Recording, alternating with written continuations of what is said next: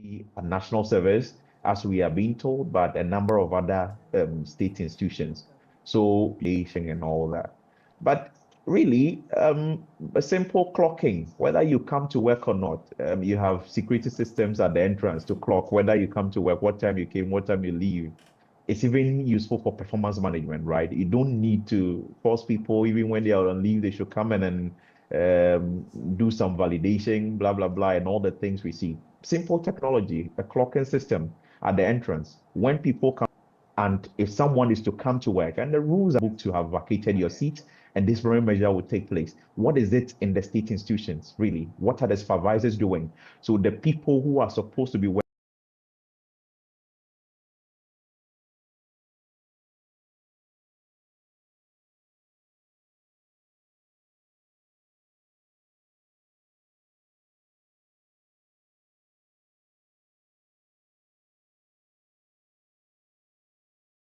who their supervisors do, technological and if you like, digital advancement and all that. If these things exist, it's because people want them to exist. It's not because some rocket science that cannot be cracked. Be coming back to you for some more. Now, Mr. Brown, you're saying something about the audit agency and the fact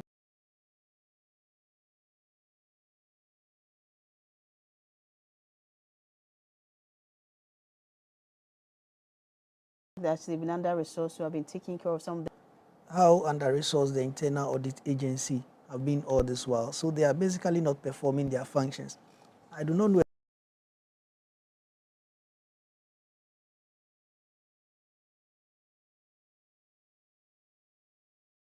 exactly the chain, but I imagine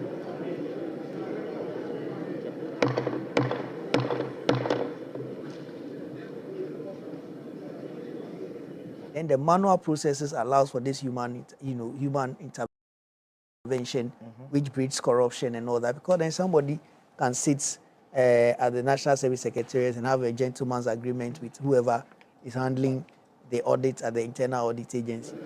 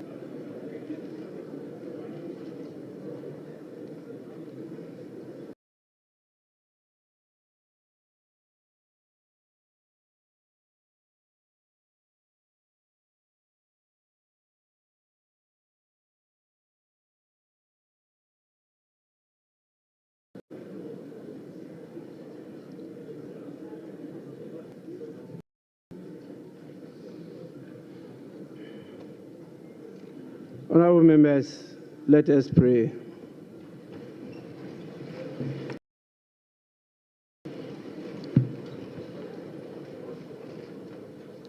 Almighty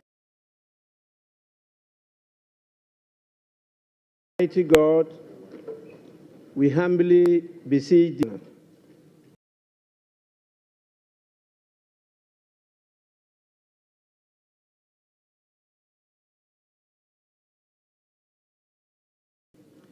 grant that divine guidance to the President of the Republic and vision, integrity, and courage, that through the labors of government, this land and people may be well and truly served, and their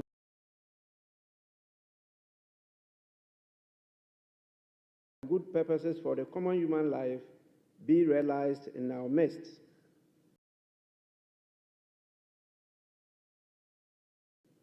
A country of righteousness, where none shall wrong his neighbor,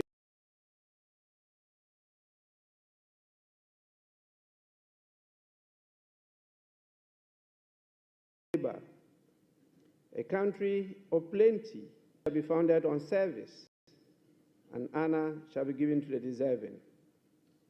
A country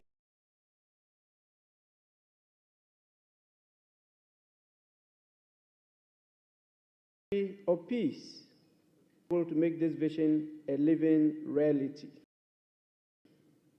Inspire and strengthen our people, that they may give time, thought, and sacrifice to speed the day of the coming beauty of Ghana and Africa. Amen.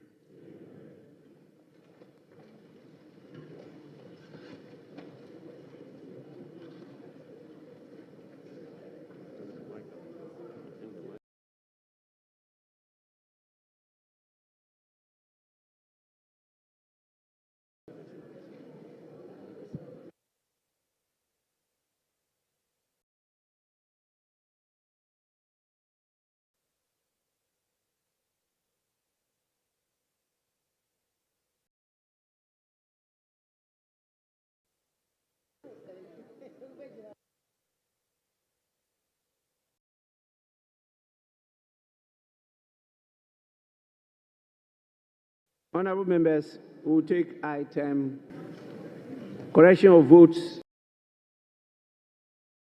and proceedings and official report.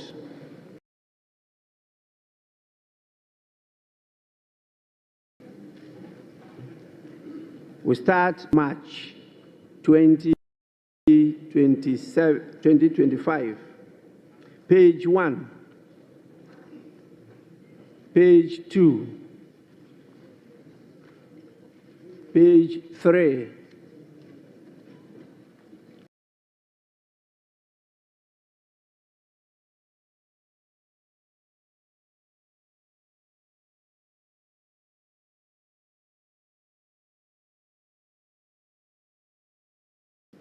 page 4, page 6. Speaker, with respect, none of us on the last row has a copy of the vote sample.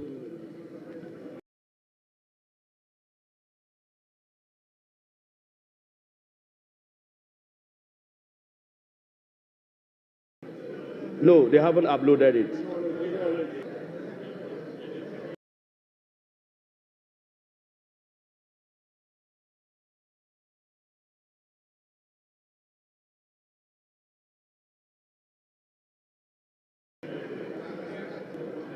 Honorable members,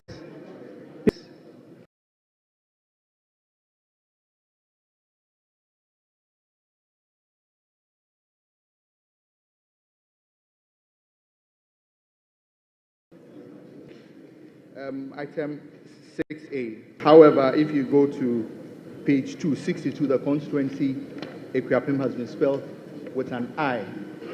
So I don't know whether it's the I or the E that's the correct. Yeah, just for consistency. Thank you, Mr. Speaker.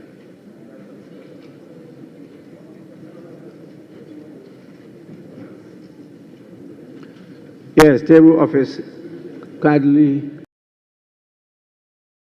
cross-check the correct spelling of Akwapim. Akwapim with regard to the constituency, not the general term Akwapim, the proper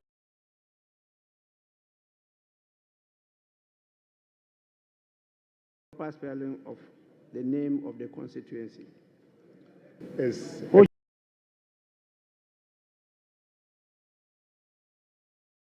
one is the correct with spelling? an E. So what about page 2 when it's an I? The Electoral Commission designated it as an E. Yes. So Speaker. why didn't you draw our attention when we're at page 2? When We don't it was have- spelled with Mr. Speaker, I. we don't have a copy of it yet. All those here.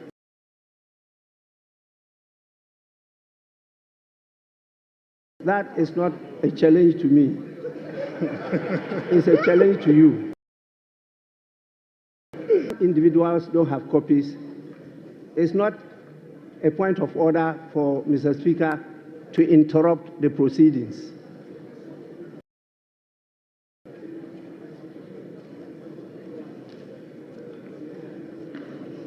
Yes.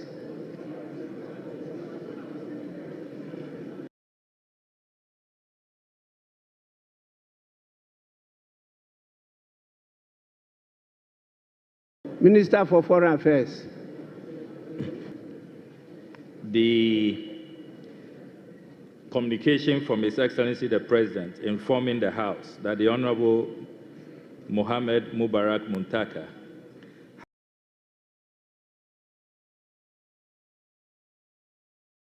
has been assigned additional ministerial responsibility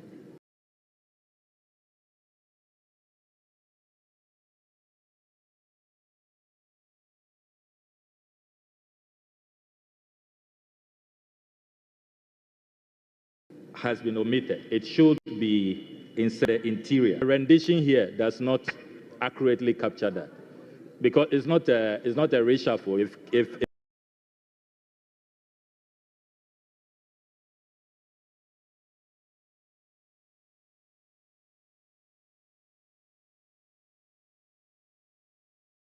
If it's not captured accurately. So Right Honorable Speaker, the rendition here does not convey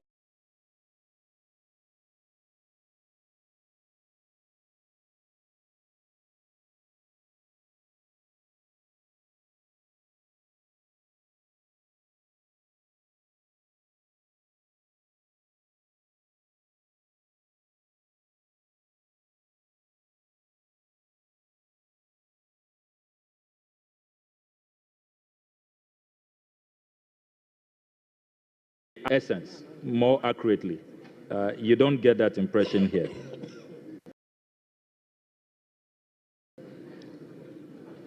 Whether you were talking or you were laughing, that's not an issue.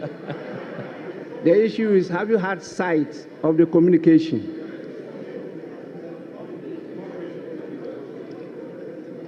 You are Yes, sure? Mr. Speaker. Because the copy I read, the communication is that he's being assigned the responsibility. The communication is that he's being assigned the responsibility of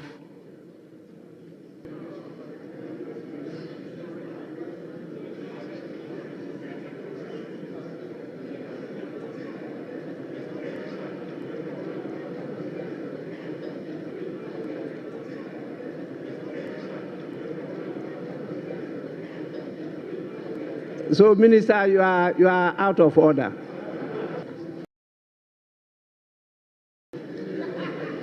And green transition. Oh, energy and green transition.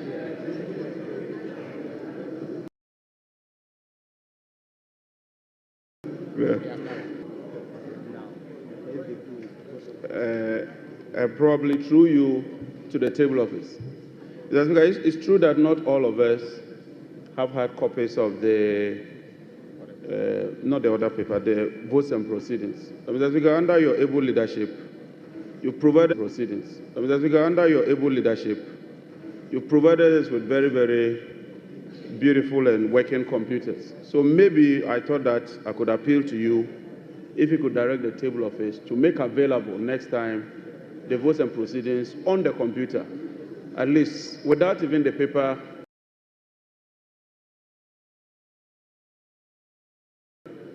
copy, we can easily follow on the computer.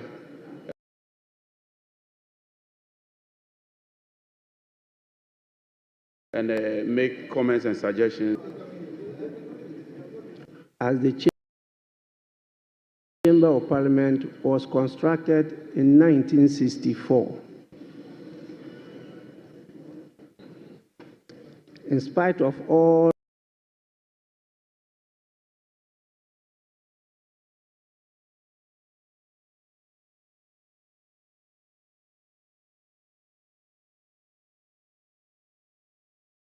our attempts to modernize it, we are still having serious challenges, also giving us serious problems.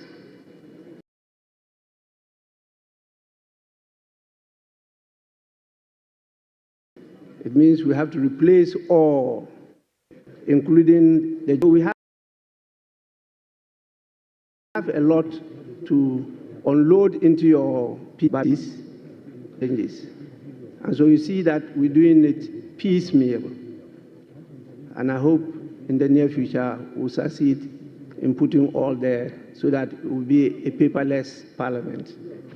We don't want to be giving you hard copies.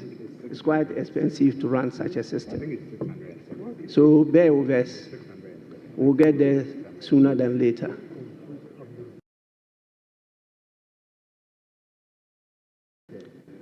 Yes, honorable members, can we go to page 10?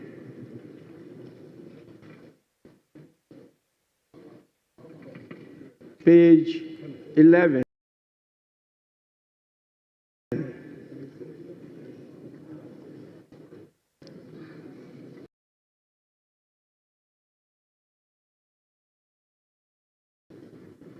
Page 13.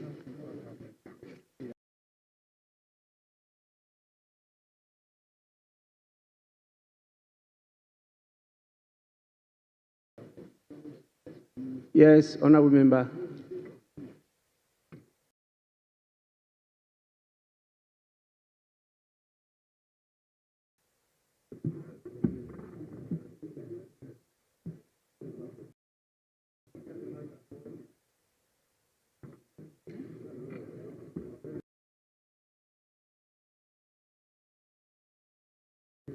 Honorable member, my mic is working.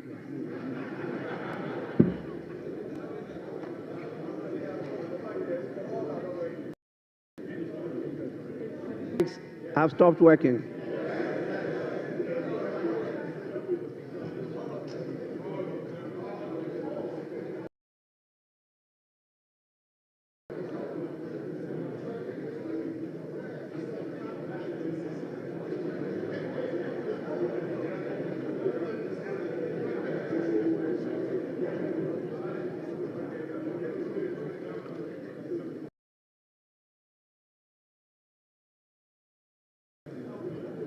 Honorable members, I will please just some 5 minutes. It's back. Mr. Speaker, it's back. Honorable members, It's on. are you sure? Mine is on. Speaker, this is on. Then everybody should come here and talk.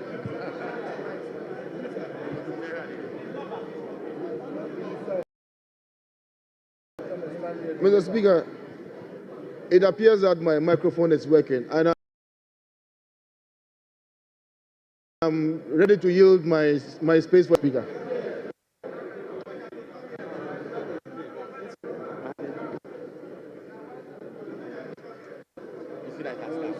It's working.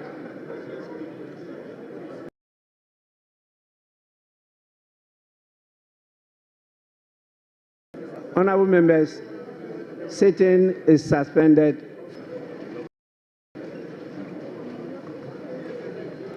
Oh, no, it's working.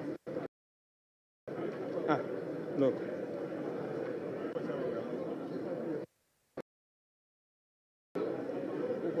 The mic is not working. It's working.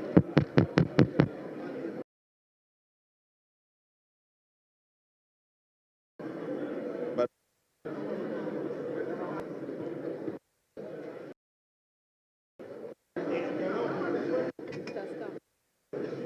it has come.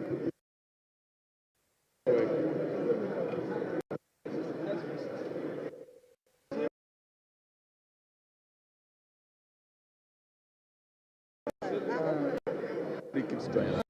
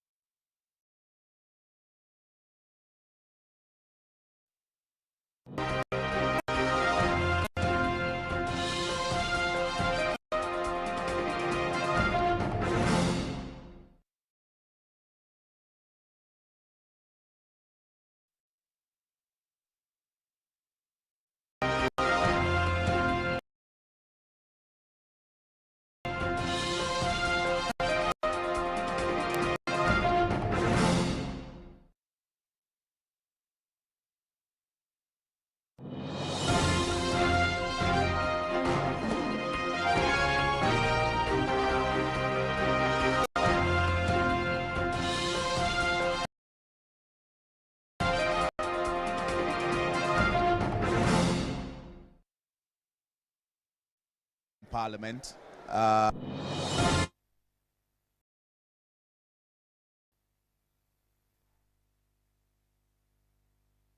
Because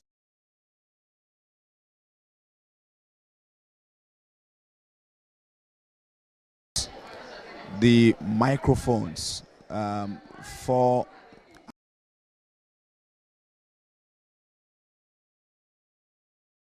addressed before proceedings will continue. So as I speak to you now, Parliament is gone on a brief suspension. It's gone on a brief suspension. As and when the microphones are fixed, they will resume. But what we are hearing in the background is that the microphones are if a microphone is on, the other MPs are unable to also turn on their microphones simultaneously. That's what we're hearing in the background. So, Pearl, the House is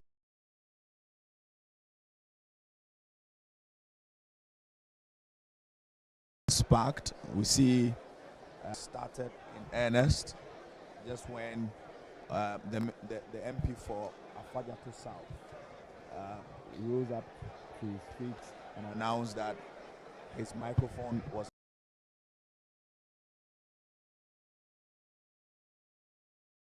not working, and the other MPs also joined. There were some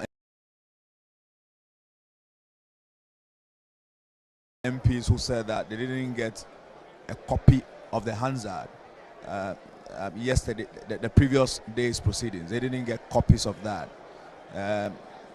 You know, even before there was a detection that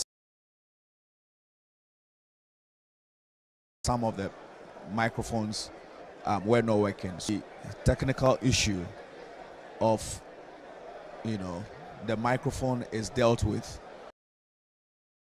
Parliament will resume. The Speaker has left the chamber. He's giving 5 minutes before you know, the proceedings will resume. We're still here in Parliament. Quickly, we'll speak to some of the persons who are eagerly waiting to hear from the Finance Minister, Dr. Kasiala Tofor-Singh, the Executive Secretary of the Import and Export Test Association of Ghana, Honorable Samson Awingobit, is here in person.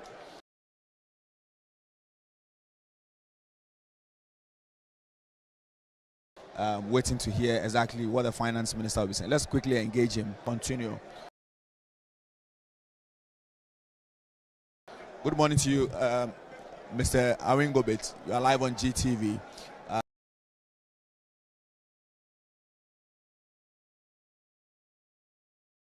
And so the House is gone on a suspension because of some technical issues.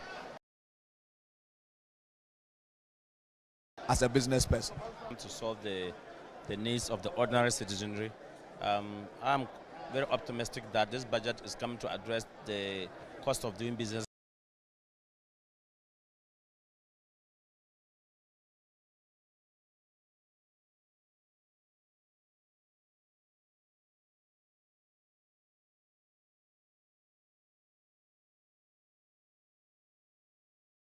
In the country, prices of our goods in the market, at the ministries.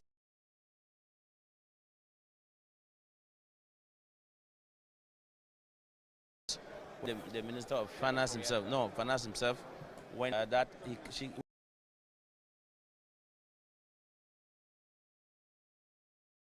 went to market to procure goods, we want to see. That is a burden on every household as we speak now. And so we are looking forward to know that, to see that the COVID levy is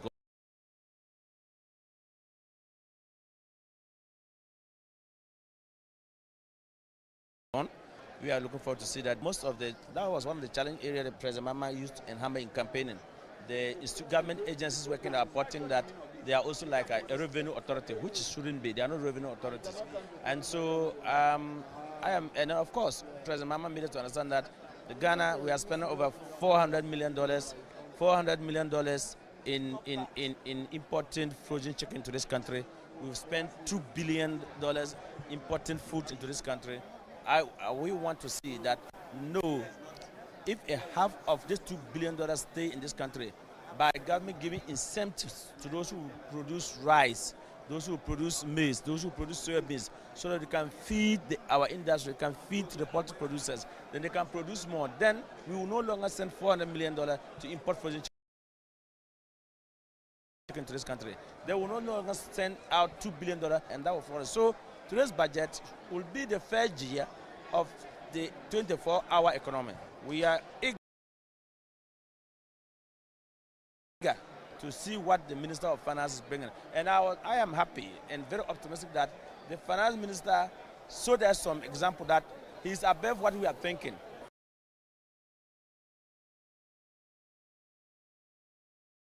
That he went to the market himself, and then so the challenge is the issue that we've been raising, that if you go to the market, the cost of doing business, inflation, city depreciation, we want the stability of the city, we will see.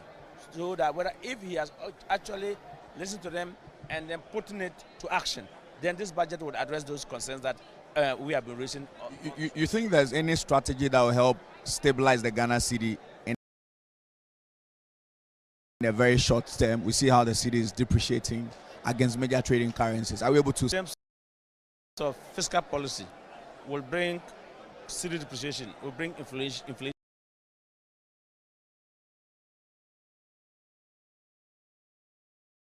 down. And that's why I advised last time that the Minister of Finance bring in inflation, isn't it? Then stability of the city is paramount to us. And so I can tell you, we strongly believe that there is a need for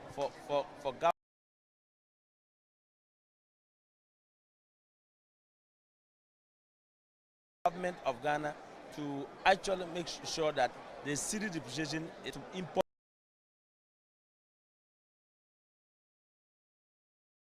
frozen chicken. We are sending a coupon of $2 billion to. So if we have 50% of those money to stay here, there will be stability in the city, and the tax.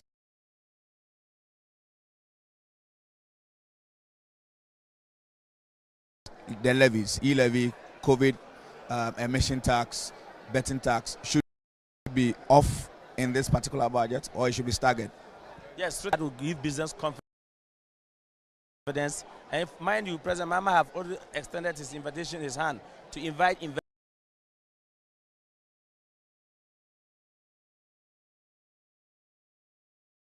investors that left the shores of Ghana. Remember 2022, oh, this government is a new government. The new government is a business friendly. The new government really wants to do business, and the new government is prepared to receive investors coming. And so your city stability, your inflation, and then your interest rate is key. That is why we propose in the 2 days economic dialogue that the bank reserve, the commercial bank reserve, that the cash reserve that they deposit at the Bank of Ghana, what do they use it for? It's for 0%. They are not using it to trade. So the bank doesn't even get any profit. Can we, if we really mean that we are spending so much millions of dollars, bringing frozen chicken, bringing rice, can we use those money to direct, to invest, or to borrow to people who want to go into rice production, people who want to go into poultry production, people who want to go into maize and sorghum production, so that at a rate of 6% per annum, that is the way, that's the shortest way that can cushion and that can benefit the people. All right, thank you very much. We will stay here.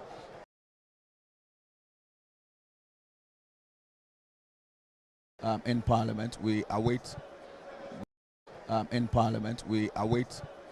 The resumption of the House any moment from now. There's a 5-minute suspension of the House to fix the technical issues. So I'm hand over to you in the studio whilst we await the presentation of the 2025 budget.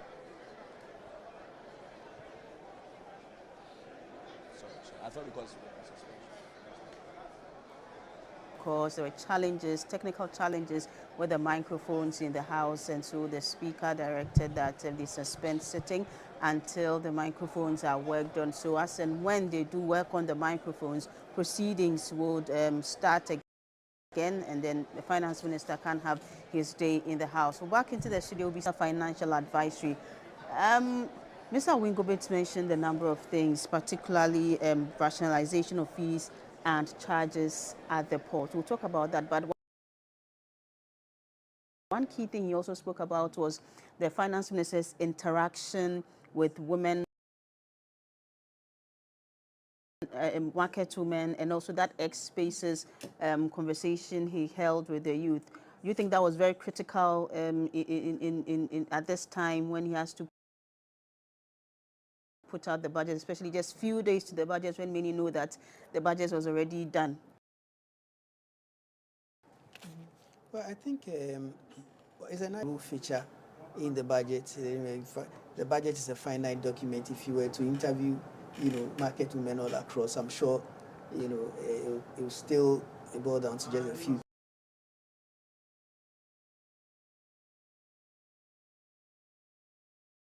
key issues that will feature in the budget. But it's a nice gesture. It's carrying them along. You then enjoy that confidence down there, and they are then ready and prepared to contribute their quota. Even going to the market alone, for instance, can prompt some in that a video that we saw. That picture also are mainly the informal sector.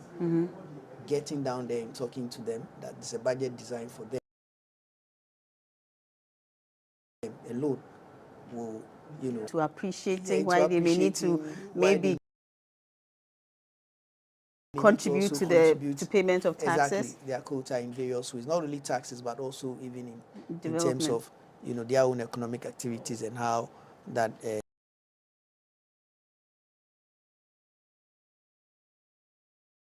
instead of boating, for instance, that's an option. Going to other, I would stay back to contribute my quota. So it's a nice gesture, even if their views and ideas do not end up in the budget, as blunt as they would want. I'm sure there will be other key measures in the budget that will contain aspects of what they want to see that they can run along with. So that's very good. And the interaction with the youth, I have seen the most recent Afrobarometer report, and it stated that one of the major issues that people want to hear from the finance minister is the issue about unemployment, which really directly affects the youth. More than 43% of respondents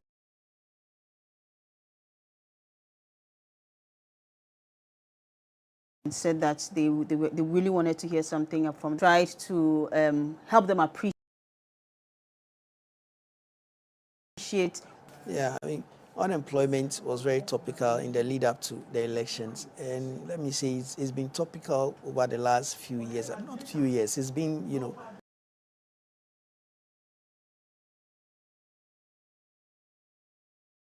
an issue that's been hanging around. Every government comes around and tries to do what they can, right? But they made promises on how they are going to get the economy to whip up productivity, to expand the economy and to create jobs, just create the enabling environment to create those issues relating to how they are approaching this whole idea or this whole thing around creating jobs. Maybe the 24-hour economy policy may have come up, and so everybody is very rewiring this whole idea of 24-hour economy to create jobs. And so it's good that he engages the youth, and I think that that's more so because of how emphatic the election victory was. If you look at the topical issues, I would say unemployment is number one. Our challenge has been that even though we keep growing the economy, the extent to which the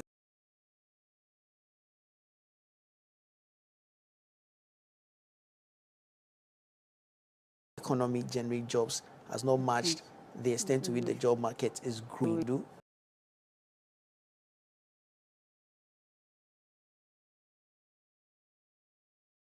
And like I said earlier, it starts with looking at really reconfiguring the structure of our economy. The structure as it is now is largely import dependent. Maybe about 80% of what we consume in our households are imported, which means you are creating jobs elsewhere. The final thing is what comes here, and in a simple change, buying and selling. If we manage to improve the value chains along various sectors, we think there's one other sector which has escaped me a bit. If we prioritize those and develop the value chains along those sectors, we are going to be able to, issue. Now, for Mr. Wingobet, he's into the import and export business. Yes. And so one thing that for him is of interest is taxes or fees at the ports. Yeah. And the current administration, even during their campaigning, indicated in their 120-day social contract that they were going to do something about port levies. What do you expect to see about that? Because Mr. Wingobet mentioned... You go back to the lead up to the elections. Both major political parties were promising tax reforms at the port, indicating that the number of taxes alone on the imports are too many, and so there should be some type of rationalization, maybe consolidating some of them and scrapping some of them entirely. So that's we'll hold on to that, because I'm told Parliament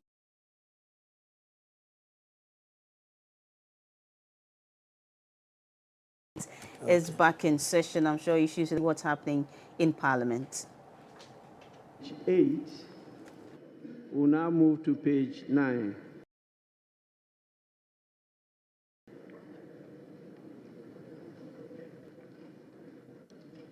Page 11.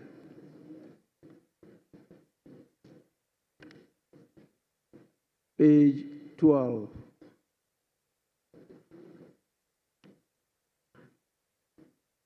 Page 13. Yes, Honorable Member. Speaker, I'm exceedingly grateful for the opportunity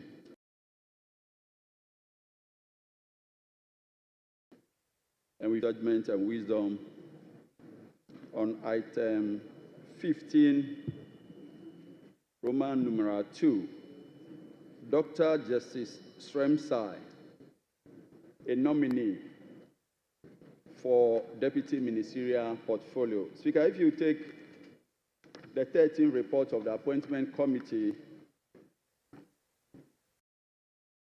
the nominee has been designated as Deputy Minister for Justice and Attorney General. But over here, the votes and proceedings of justice. I do not know if it's a needless repetition, especially with the deputy coming at the two ends. I seek your superior judgment.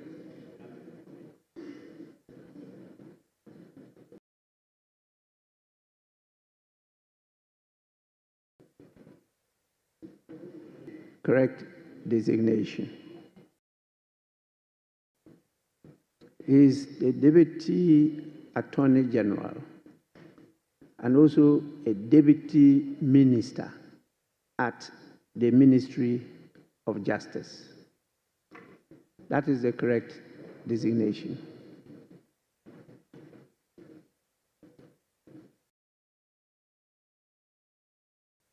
May we go on now?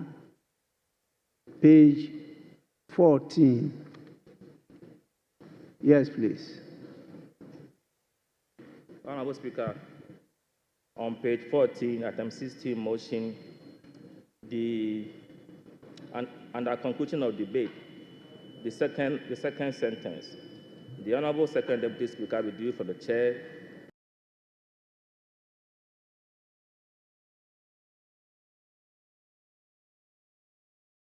as 16. The same applies to the next sentence, so consequential amendment to that. Thank you. Honorable Member, we are grateful. Table of Office, kindly take note. Page 15.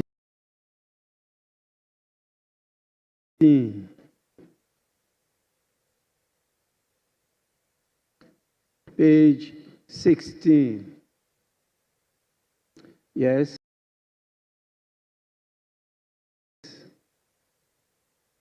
Thank you, Mr. Item 9I, name number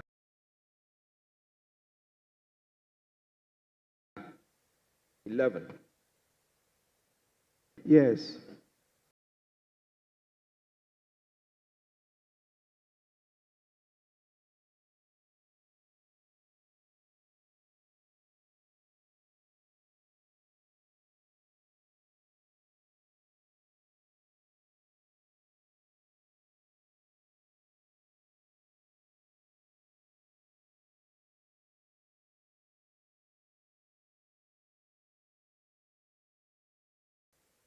The title, I see some inconsistency.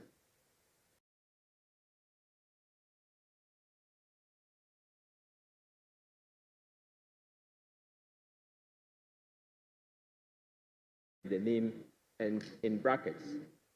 But in this arrangement,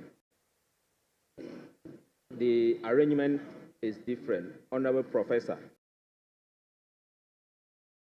And I see that again on page. We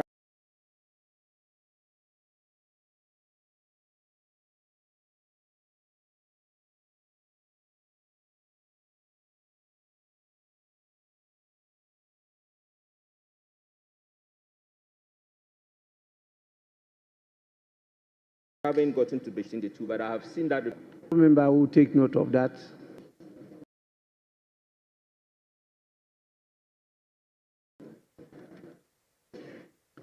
Page 18.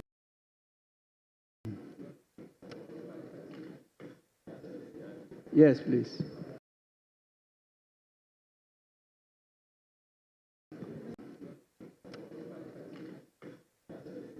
Yes, please. Item 11 and 12 has been repeated. Honorable Alfred Ni Koteyashi. It's both at 11 and 12. Thank you, Mr. Speaker.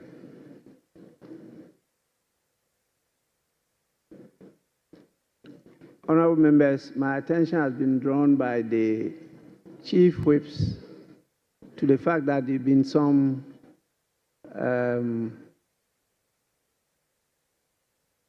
that and approved. I think it was on Friday. Yes. And so they are working at it. Yes. And so they are working at it, and they will come back to us properly. So we await that. So if you identify some of the issues you are raising now, please kindly hold your peace. We'll get it corrected later on. Please. We'll do that later on. With regard to the composition of the committees, both standing and select committees.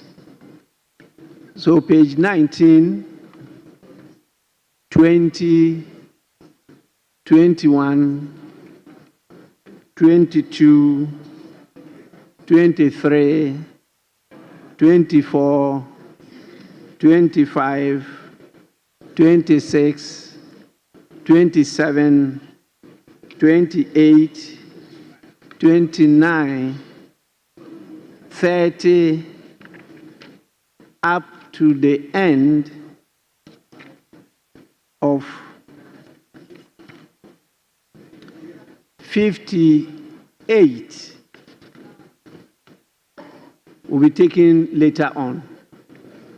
So please, honorable members, hold your peace until they resubmit the proper composition to the House.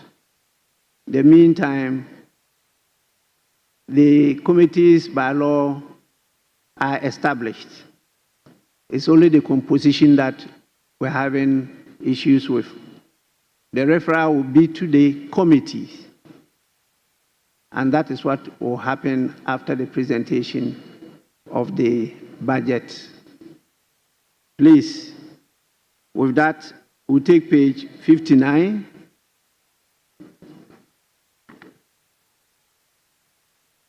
page 60.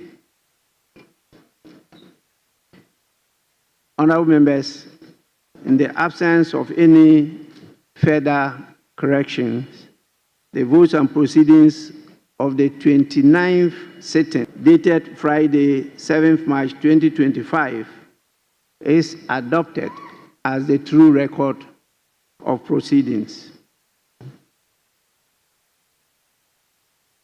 I have a copy of the official report of Tuesday, 25th February 2025. Any corrections? Honorable members, in the absence of any correction, yes? Mr. Speaker, some minor corrections on column 79, second paragraph, line 8. Line 8, the former president, John Agyekum Kufuor, names are very significant. The second Kufuor was spelled wrongly. It should be Kufuor, not Our. Kufuor. It's a Kufuor. Then the last paragraph, the last sentence, beginning to tend to that concept. Tend is used here, but I suspect the right word should be tend, T-U-R-N, instead of tend, T-E-N-D. Thank you.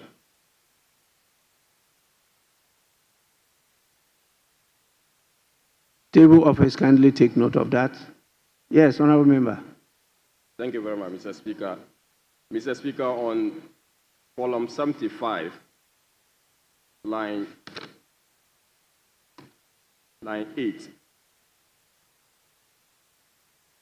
the sentence should read, but I want to highlight one important thing that the maker, Mr. Speaker, the article there has been excluded, and I think that it is proper we include that. Still on the same column,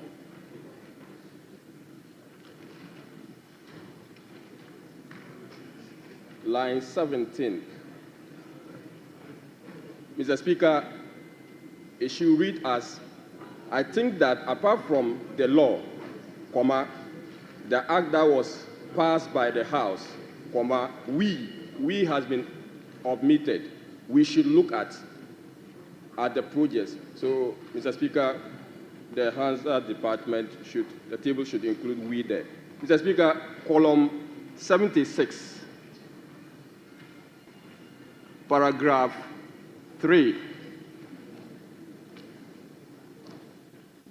We have, Mr. Speaker, lastly, I would want to also suggest that apart from the budgeting offloading of projects, the mistake here is the phrase, the maker of the statement has to be deleted.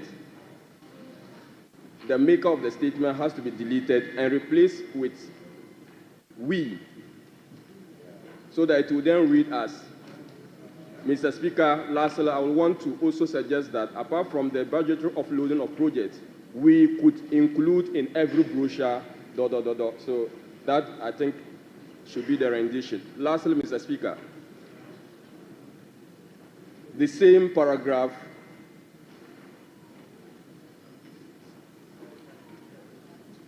twelfth line.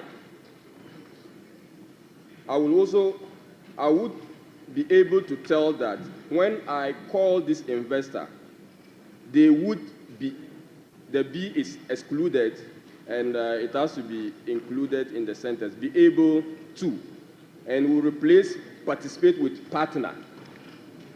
We'll replace participate with partner in the same sentence. Thank you, Mr. Speaker.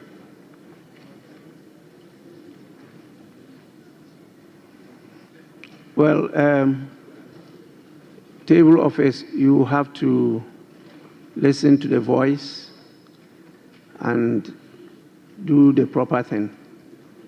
Well, this is quite massive, and partner and participate, they are quite different and distinct. So the voice will determine which one to use. Because if you read the standing orders, it talks about it being put in as much as possible. Is a verbatim reportage of what is said on the floor. Yes, please. I'm most grateful, Right Honourable Speaker. Right Honourable Speaker, at column 144 of the official report, my contribution to the tribute to the Osajefo, Dr. Kwame Nkrumah, the second paragraph at column 144, the word is faith columnists, not fee. So it should be F-I-F-T-H. What we have here is F-E-E-D. So, Mr. Speaker, if that can be corrected. And then the first paragraph at column 144, Fidel Castro should not belong to that category. It should be put in a different category. So if the corrections could be effected accordingly. Thank you, Mr. Speaker.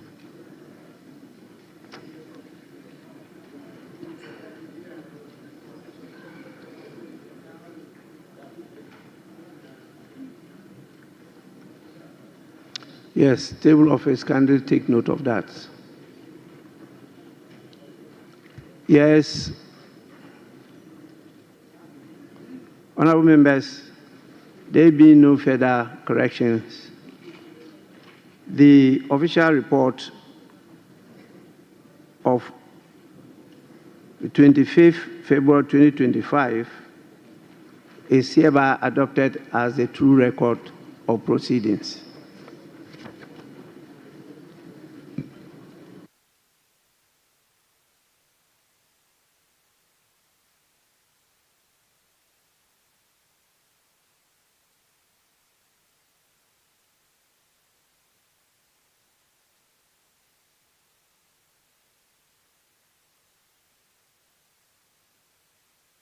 Honorable members,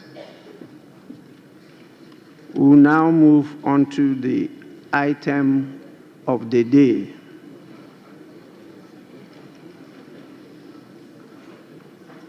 I mean the main item of the day, that is item 7,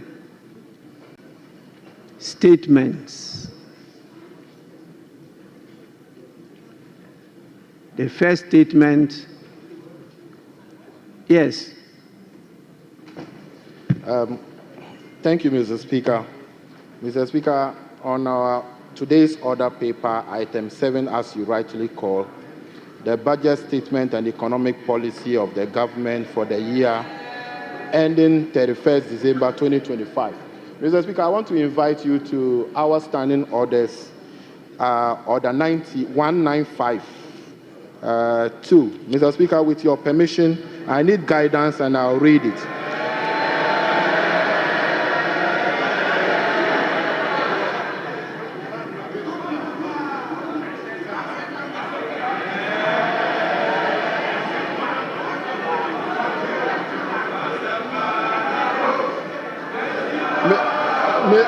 Mr. Speaker.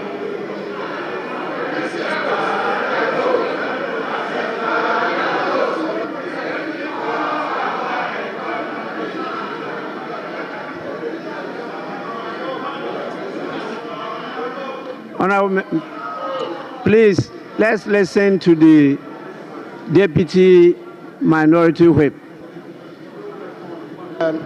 Thank you, Mr. Speaker. I think the Minister was, Mr. Speaker, order 1952. With your permission, Mr. Speaker, I need guidance and I read. The budget statement and economic policy of the government shall be presented to the House by the Minister responsible for finance on behalf of or on the authority of the President, and in a form the House may determine. Mr. Speaker, I'm emphasizing on the last part, in a form the House may determine. Mr. Speaker, as we speak, this new standing orders on this 9th Parliament, we haven't determined any form the budget statement will be presented as at now. Mr. Speaker, I have gone to read Order 6, and I have checked on our schedule from Schedule 1 to Schedule 10, and that of Order 6, and I have not been able to understand. And as we stand, Mr. Speaker, as at now,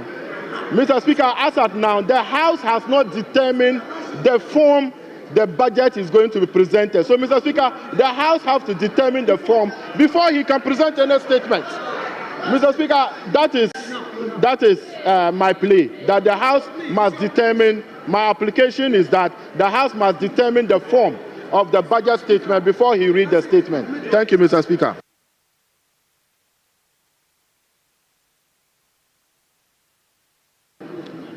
Majority Leader.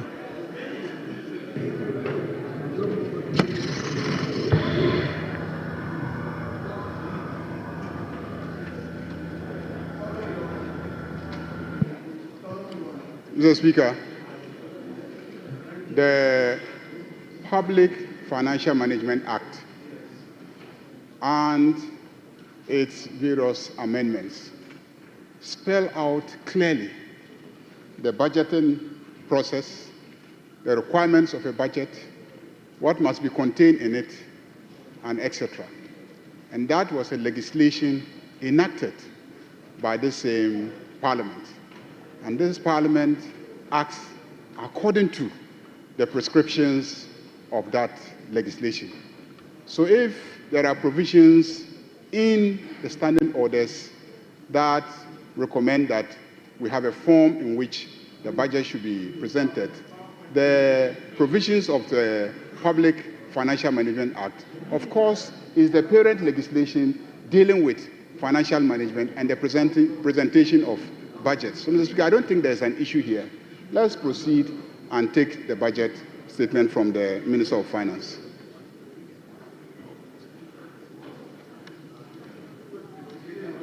Yes, Minority Leader.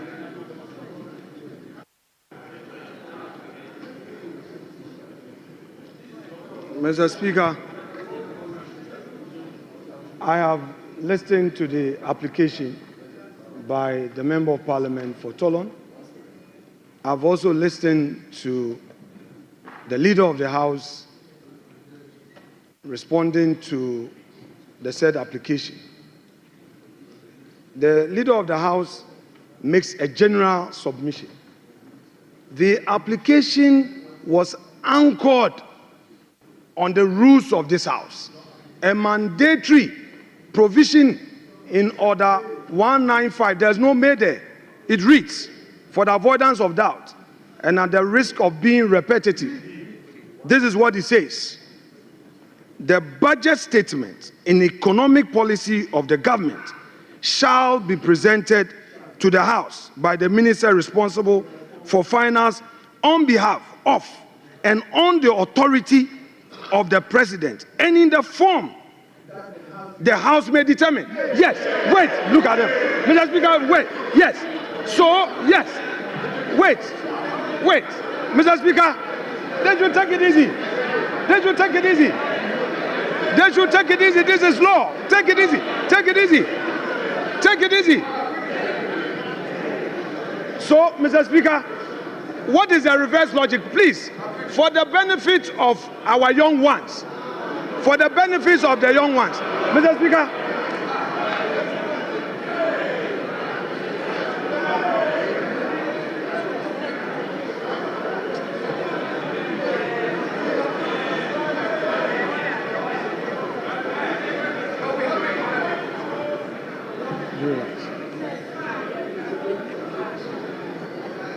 Mr. Speaker,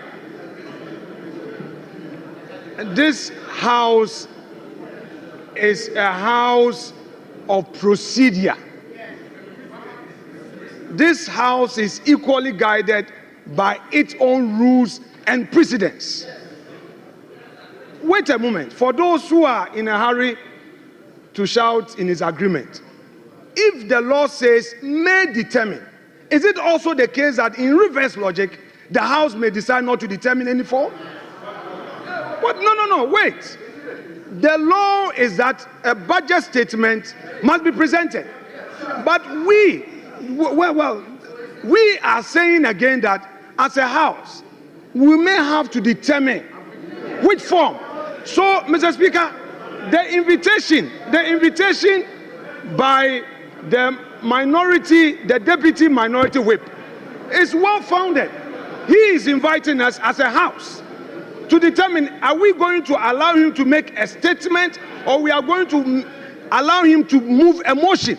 Is it going to be in a form of a motion or in a form of a statement? This is a well-anchored application.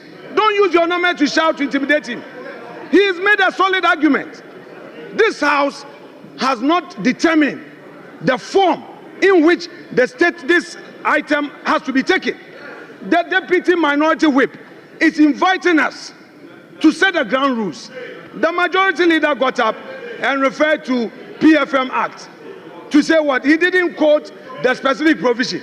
The man has made an application under our own rules. You didn't attack him on the rules. You didn't know. You didn't say anything against his application on the rules. Mr. Speaker, as the minister is here, in which form are we going to listen to him? What is he going to make a statement,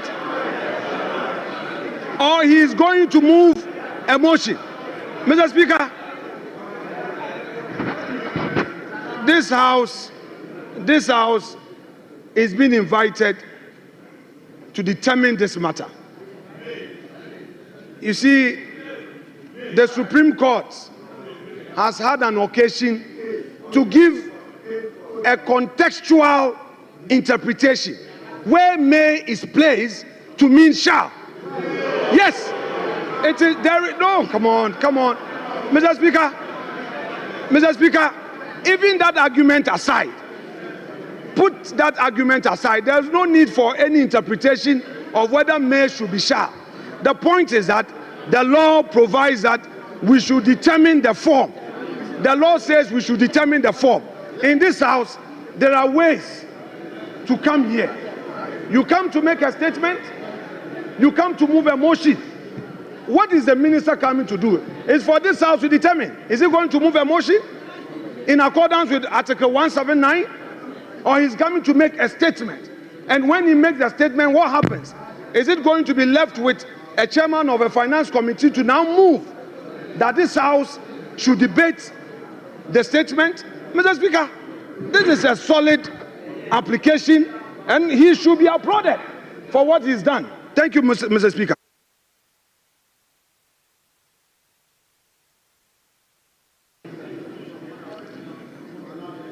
I would want to rule on this matter. I've heard enough. I think in terms of procedure, the right thing has been done. The order you quoted clearly states the statement of the estimates of revenue and expenditure of the government. It says what? The statement. And so what they are bringing to us is a statement. And when statements are admitted, they are presented as statements. Now, when you go to 1952, which you refer to, it says the budget statement and economic policy of the government shall be presented to the House by the minister responsible for finance on behalf of or on the authority of the president. That's first. Second, and in a form the House may determine. Honorable Minority Leader, You are not in a shouting battle. Please.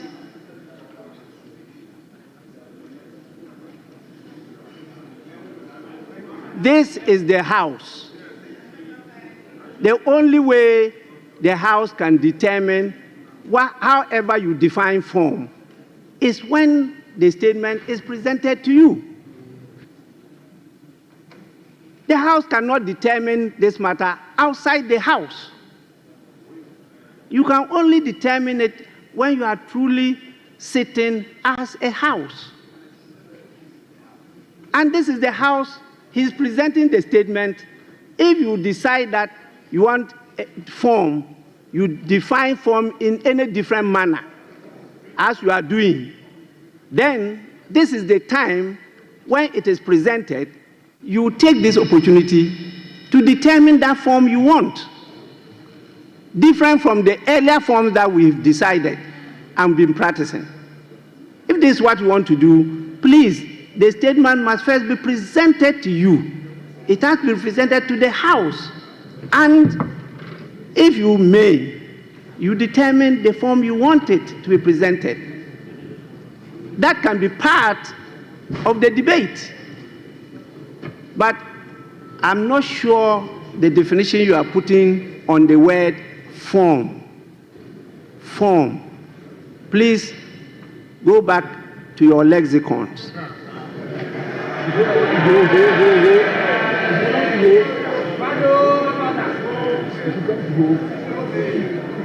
To determine the meaning of form. I think the writing is being done. The statement was admitted. It's been properly captured on the order paper as programmed by the business committee, and the minister is here to present the statement to the House. So the minister may do so. So honorable members,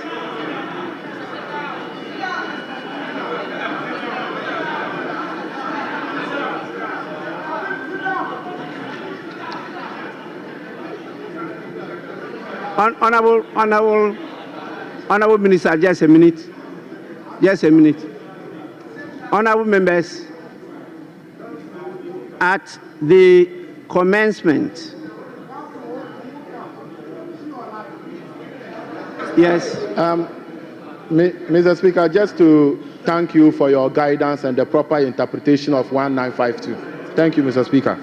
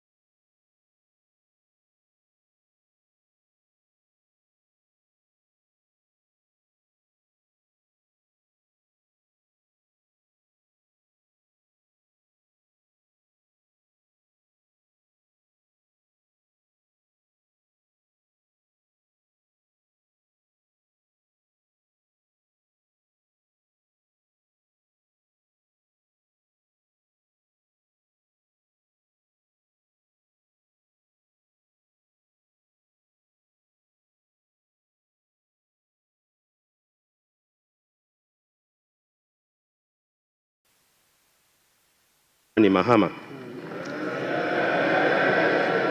And pursuant to Article 179 of the Constitution and the other paper, and the standing orders of the House, Order 1952, and today's order paper, Item 7. Mr. Speaker, I present to you the budget statement and economic policy of government for the year ending 31st December 2025. Right Honorable Speaker, today marks a moment of great significance, and I have the singular honor to stand before this House to present, on behalf of His Excellency, President John Dramani Mahama, following his extraordinary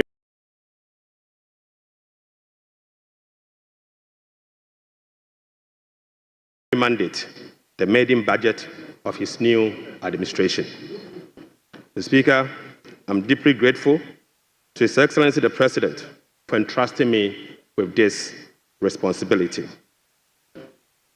Respectfully, Mr. Speaker, I also submit to this House the following statutory report as required by law.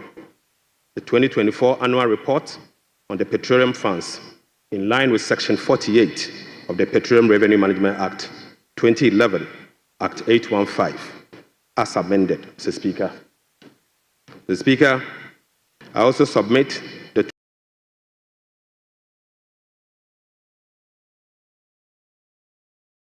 2024 Energy Sector Levies Report in accordance with Section 6 of the Energy Sector Levies Act 2015, Act 899. And finally, Mr. Speaker, the 2024 Annual Report on the collection and utilization of the African Import Union Levy, in line with Section 7 of the African Union Import Levy Act 2017, Act 952.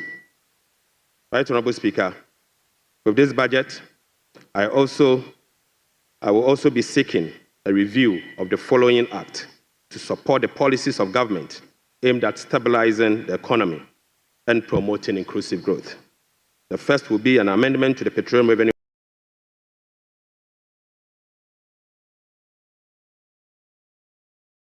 Management Act 2011, Act 815. The second will be the Ghana Infrastructure Investment Fund 20, Act 870. And the second will be an amendment to the Mineral Income Investment Fund Act 2018, Act 978. The Speaker, I will also be seeking amendment to the Energy Sector Levies Act 2015, Act 899. I will be seeking amendment to the Ghana Cocoa Board Act, Act 1984, the PNDC Law 81, as amended. The Speaker, that's not all. I will also be seeking amendment to the Earmark Funds Capping and Realignment Act 2017, Act 947, the Ghana Procurement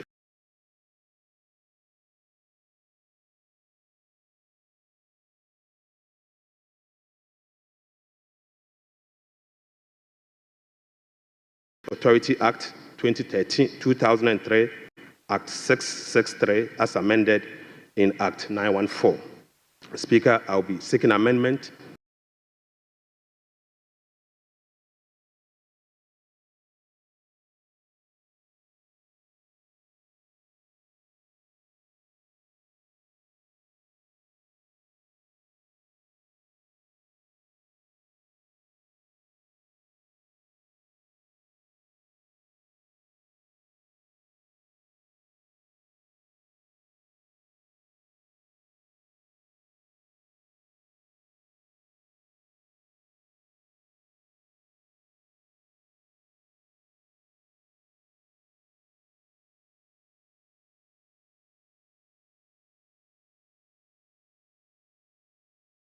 to the Ghana Education Trust Fund Act 2000, Act 581.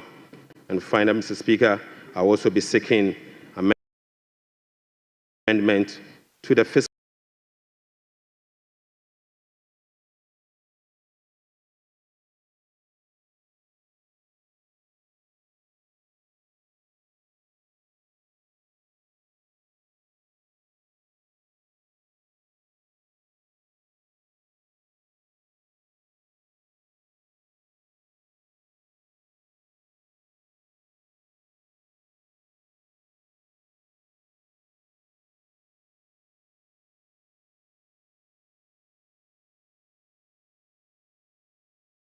Fiscal Responsibility Act 2018, Act 982, and incorporating into a comprehensive public financial management act. Mr. Speaker, I forgot to add that I will also be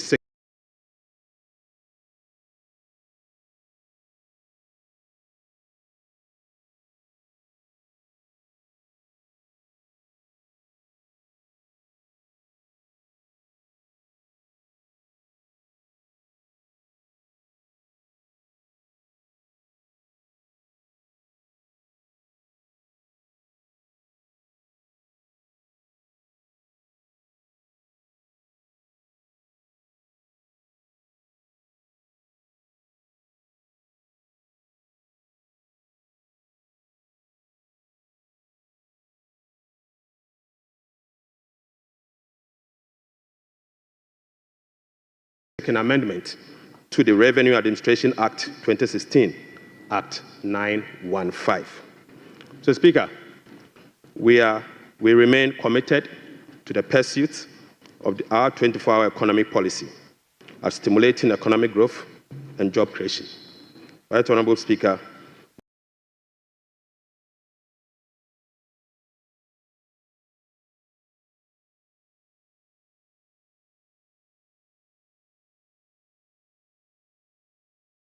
this policy will contribute to addressing Ghana's structural economic challenge by creating an integrated, efficient, and increasingly export-driven industrial economy that fulfills the utilization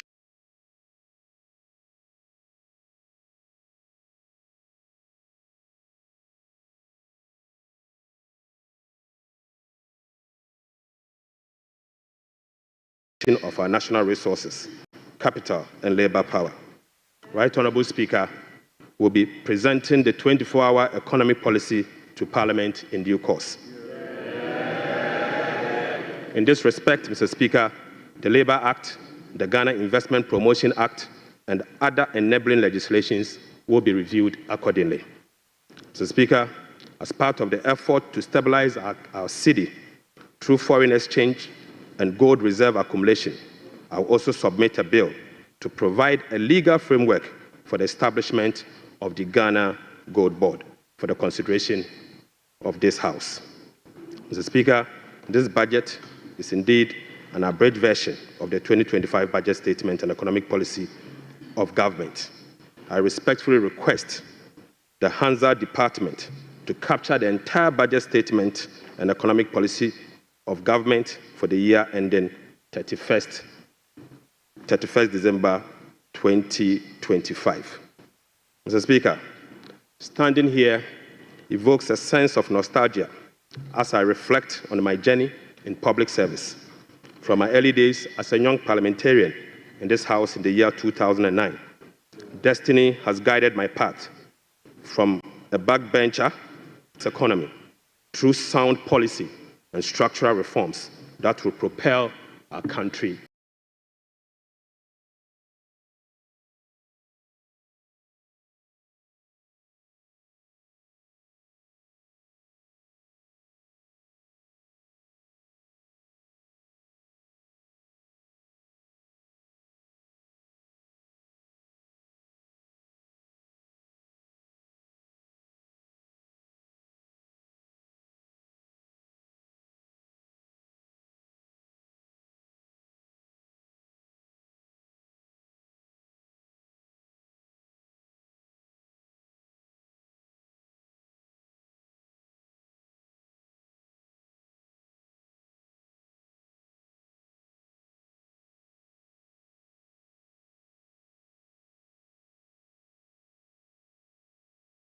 forward.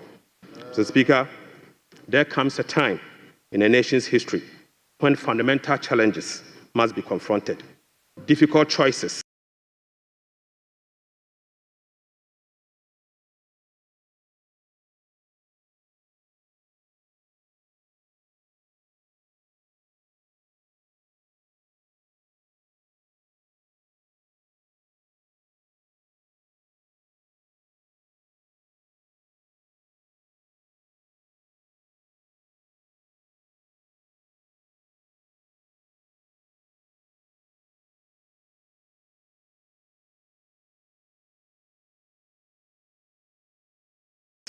difficult choices must be made, and a new course must be set for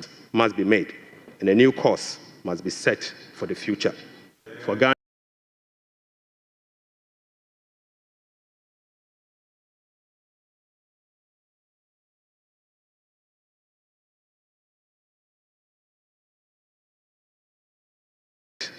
must be made, and a new course must be set for the future. For Ghana, the defining moment is now.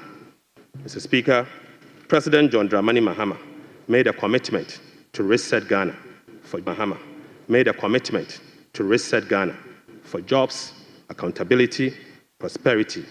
The Speaker, as captured in the NDC manifesto, in this regard, the theme of our budget is resetting the economy for Ghana we want. Right, Honorable Speaker, the democratic principles we tirelessly fought for are being held. Our democracy has been consolidated with yet another peaceful transition of power. That notwithstanding, our youth face an uncertain future with growing unemployment and hopelessness. This suggests that the dividend of democracy, such as economic prosperity and social justice, remains elusive. The Speaker, the choice before us as a country are clear. We can either continue on a path of self-destruction by not confronting the problems, or we can embark on a journey of fundamental reforms and transformation, one that resets our economic model, redefines our priorities, honors our social contract, and provide opportunity for all. The Speaker, luckily, President Mahama has chosen the path of reform and transformation. He will fix the economy. He will restore hope and lead us to build the Ghana we want together.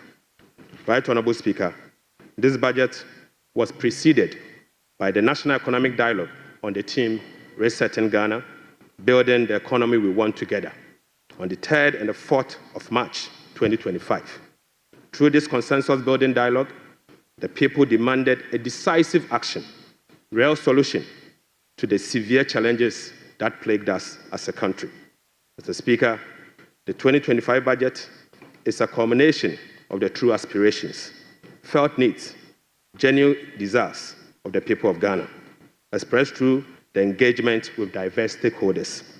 As part of our broad consultation also, ahead of the budget, we recently engaged traders at major trading centers, including the Mokola market, to listen to their concerns, gauge their expectations, and elicit their input.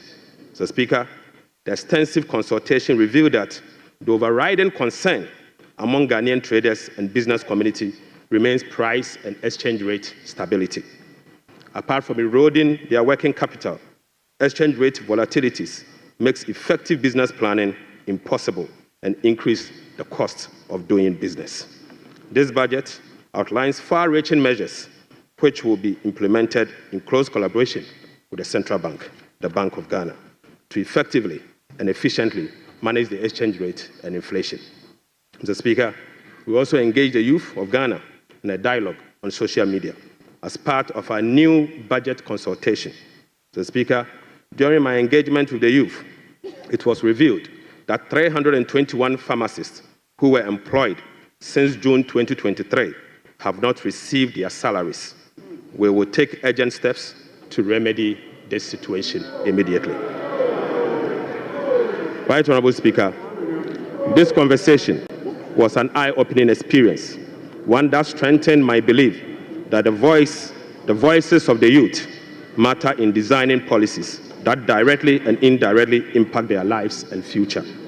So, Speaker, in the year 2016, I came to this chamber on behalf of the then Minister of Finance, the Honorable Seth Emmanuel Tepe, and led the passage of the Public Financial Management Act 2016, Act 912, to deploy a robust public financial management system. Even though, Mr. Speaker, the Public Financial Management Act, its poor implementation has rendered our public financial management systems weak, allowing for abuse and costly infraction. So, Speaker, President Mohammed's government is committed to the full implementation of this critical legislation. Mr. Speaker, accordingly, we will enforce the sanction regime, link contracting and public procurement to budgetary provisions in the medium-term expenditure framework, and seek parliamentary approval for all multi-year commitments as required by law. Mr. Speaker, we will comply with the public procurement process and link them to approved budget stage point of GDP. This presents a slippage of a whopping 4.4 percentage points. Right, Honorable Speaker. At the end of December 2024, total central government arrests amounted to 67.5 billion Ghana cedis, representing 5.2% of GDP. The Speaker, with the road sector recording an arrest of 21 billion Ghana cedis. The Speaker, when I assumed office on the 23rd of January 2025, my office was inundated with requests for payment from many contractors and suppliers. To ascertain the total arrests and outstanding payment for all MDAs, the Ministry of Finance decided to formally request all MDAs on the 28th of January 2028 to submit information on all arrests and outstanding claims for validation. Subsequently, Mr. Speaker, the Ministry of Finance held a special hearing with the MDAs to validate the arrests that were submitted for payment. The response from the MDAs and the validation revealed that a staggering amount of 67.5 billion Ghana cedis is owed to government contractors and suppliers. The Speaker, this consists of MDA's outstanding interim payment of invoices worth 49.2 billion and bank transfer advice at the Controller Accountant General worth 18.3 billion Ghana cedis. The Speaker, this 67 billion excludes 1.73 billion US dollars owed to independent power producers. This 67 billion also excludes 68 billion Ghana cedis owned by Electricity Company of Ghana to contractors. The Speaker, this 67 billion US dollars also exclude the 32 billion owned by the Ghana Cocoa Board to contractors. And Mr. Speaker, this 67.5 billion also excludes the 5.75 billion owned by the Ghana Road Fund to various contractors. Right, Honorable Speaker, the Bank of Ghana is also seeking an amount of 53 billion Ghana cedis as bailout to be able to address their negative equity challenge that they face. Mr. Speaker, as part of the measures to address these mounting accumulated arrests, we have commissioned an audit of these arrest payments and guarantee value for money before a penny will be paid. Mr. Speaker, before a penny will be paid, we'll commit to do that arrest. Right, Honorable Speaker, in addition to the 67.5 billion cedis in arrests, the validation process also revealed that MDAs have awarded contract to the tune of a minimum 194 billion Ghana cedis. Mr. Speaker, this amount represents 16.5% of GDP as at the end of 2024, with the road sector again alone accounting for 100 billion Ghana cedis. Mr. Speaker, most of these contractors and most of these contracts were awarded without commencement certificate and authorization. Mr. Speaker, this is in blatant violation of the Public Financial Management Act, Act 921. Right, Honorable Speaker, let me now update you on our debt service obligations.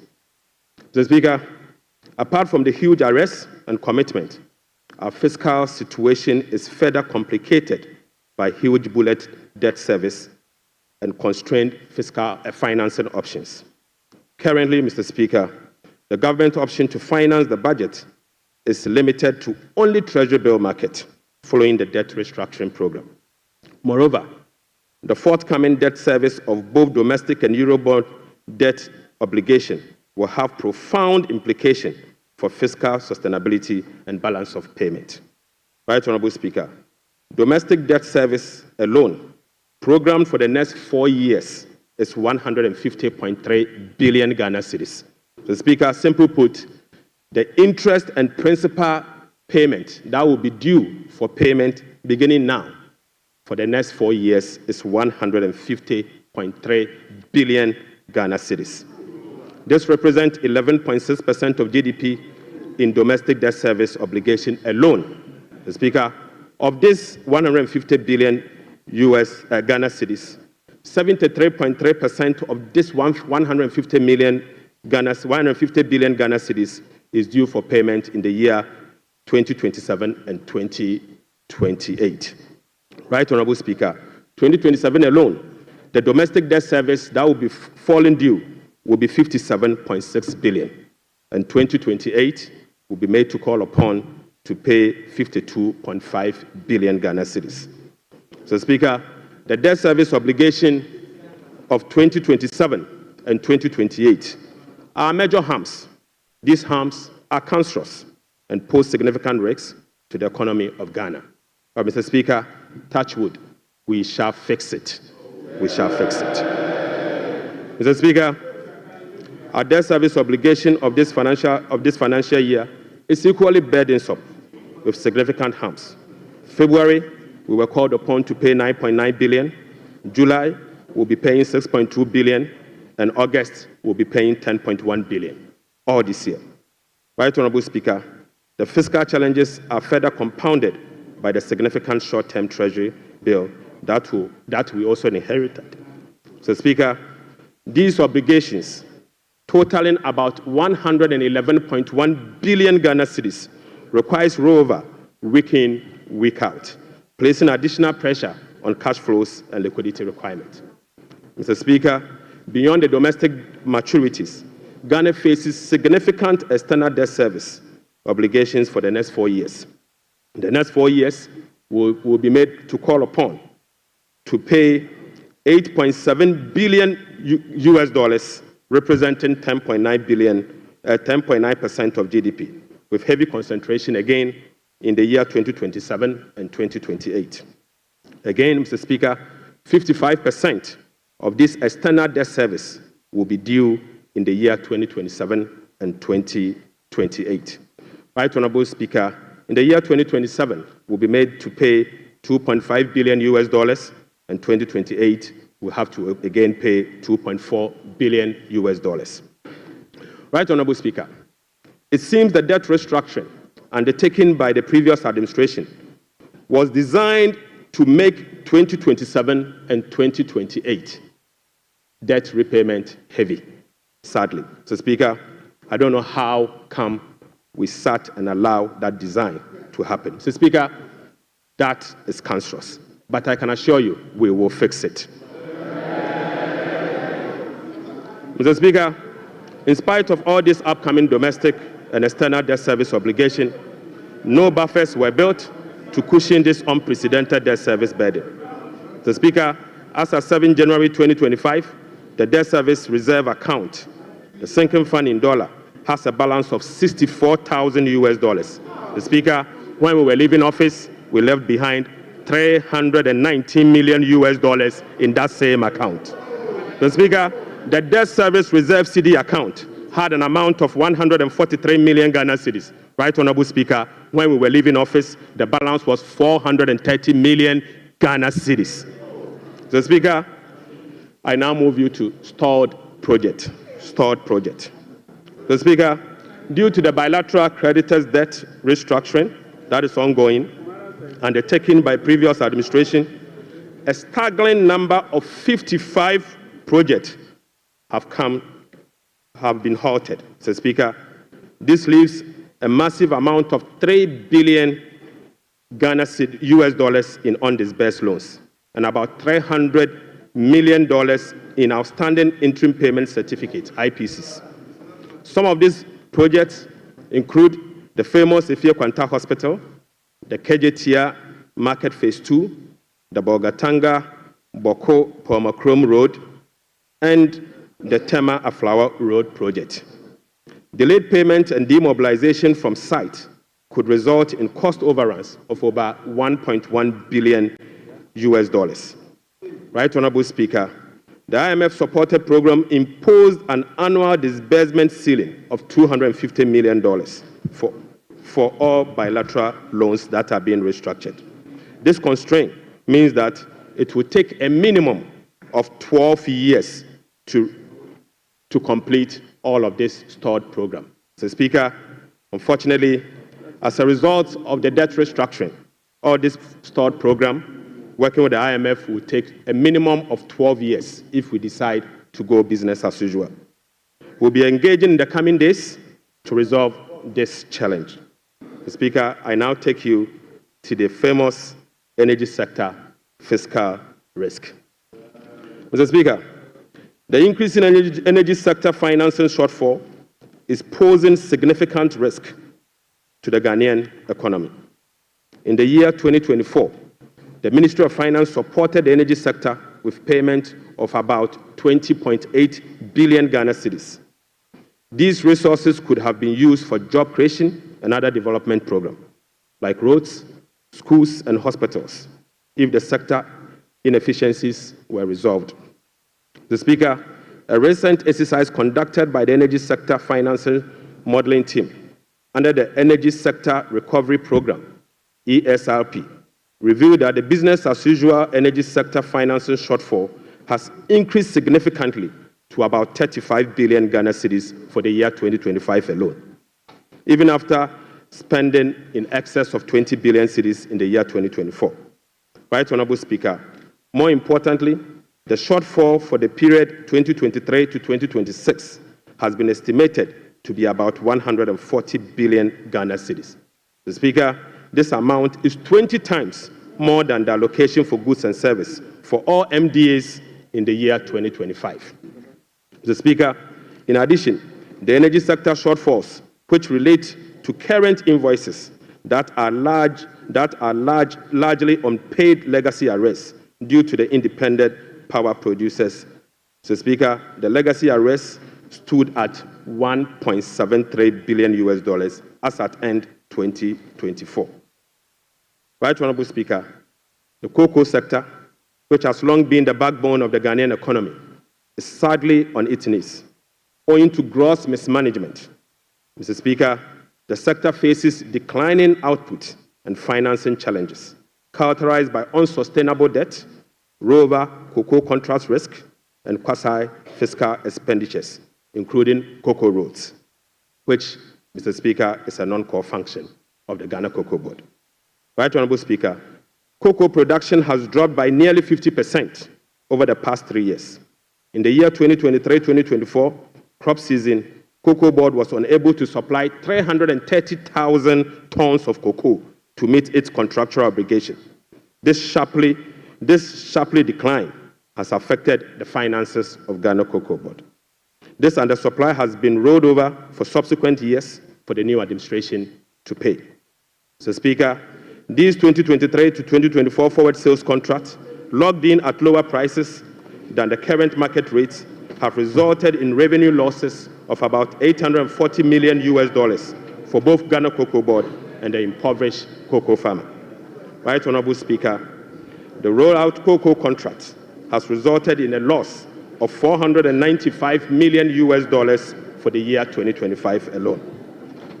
Mr. Speaker, these are the risks in relation to the market price differentials and, as a result, costs causing the smuggling that we see with Ghana Cocoa Board. Mr. Speaker, Cocoa Board outstanding debt amount to 32 billion Ghana cedis, of which 11.92 billion is due to be paid in the year 2025. Outstanding cocoa road contracts reached 21 billion Ghana cedis, approximately $1.3 billion in the year 2024, of which only 4.4 billion has been accounted for in Cocoa Board's finances for the year 2025. Mr. Speaker, the financial sector still struggles even after spending 30.3 billion in the financial sector cleanup exercise by end 2024.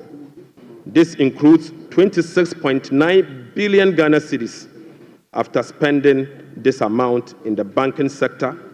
Mr. Speaker, as we speak, the financial sector is still struggling, and the financial sector will require 10.45 billion Ghana cedis to address the financial sector legacy issues and emerging risk. In addition, Mr. Speaker, an amount of 2.2 billion Ghana cedis is required to fully capitalize the National Investment Bank and the Agricultural Development Bank of Ghana. Mr. Speaker, I will also update the House on the fiscal performance for the year 2024. Mr. Speaker, the fiscal performance in the year 2024 was characterized by improved revenue collection, but with significant expenditure overruns. In addition, large arrests were accumulated over the period. Mr. Speaker, in summary, the provisional data shows the following. 1. Primary balance on commitment basis, the key fiscal anchor of the IMF program, worsened from a deficit of 0.2% of GDP at the end of 2023 to a deficit of 3.9% of GDP at the end of the year 2024. This is 4.4 percentage points worse than the target surplus of 0.5% of GDP. Sadly, Mr. Speaker, on cash basis, Mr. Speaker, the primary balance was a deficit of 1.2% of GDP against a target of 0.6% of GDP, representing a 100% deviation.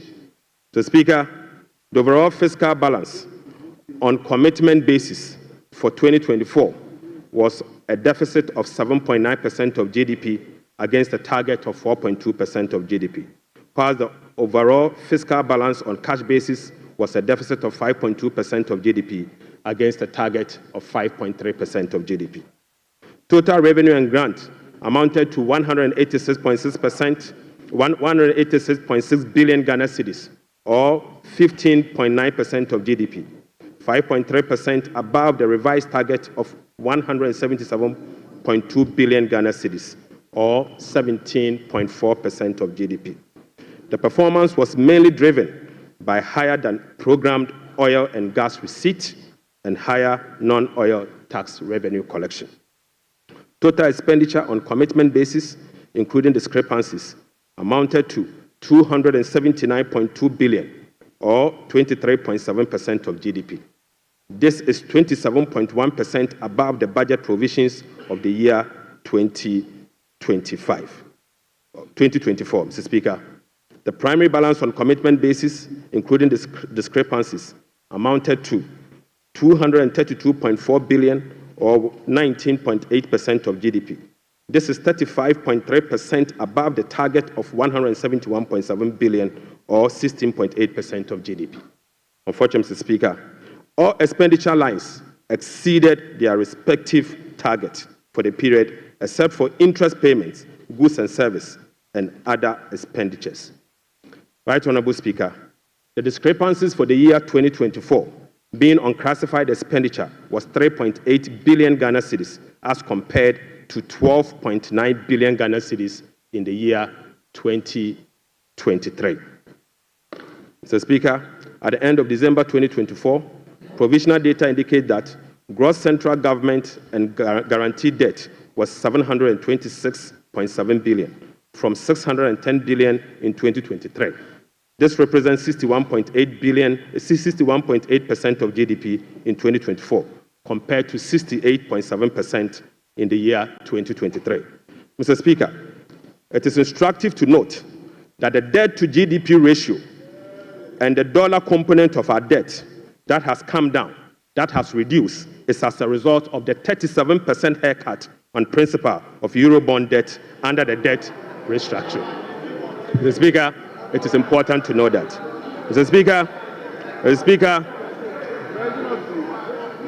Right Honorable Speaker, it is instructive to note that the debt to GDP that has reduced is as a result of the 37% haircut on principal and interest that were given to Eurobond bondholders. So, Speaker, you may recall that the government commenced the debt restructuring program in the year 2022 to restore debt sustainability and economic stability. As of now, the restructuring process is approximately 93% completed. The remaining 7% relate to debt of $2.7 billion owed to commercial creditors. We are committed to completing the remaining debt restructuring as soon as possible. Mr. Speaker, real sector development in the year 2024. Right Honorable Speaker, provisional 2024 GDP statistics published by the Ghana Statistical Service on the 10th of March 2025 shows that overall real GDP growth increase, Mr. Speaker, at the end of increased to 5.7% in the year 2024. Mr. Speaker, I take that again. Mr. Speaker, provisional 2024 GDP statistics published by the Ghana Statistical Service on the 10th of March 2025 show that overall GDP growth grew by 5.7% of GDP in the year 2027, compared to the growth rate of 3.1% recorded over the same period. Mr. Speaker, the key driver of this growth was largely coming from gold mine, Mr. Speaker, including Galamsey. Including Galamsey. Mr.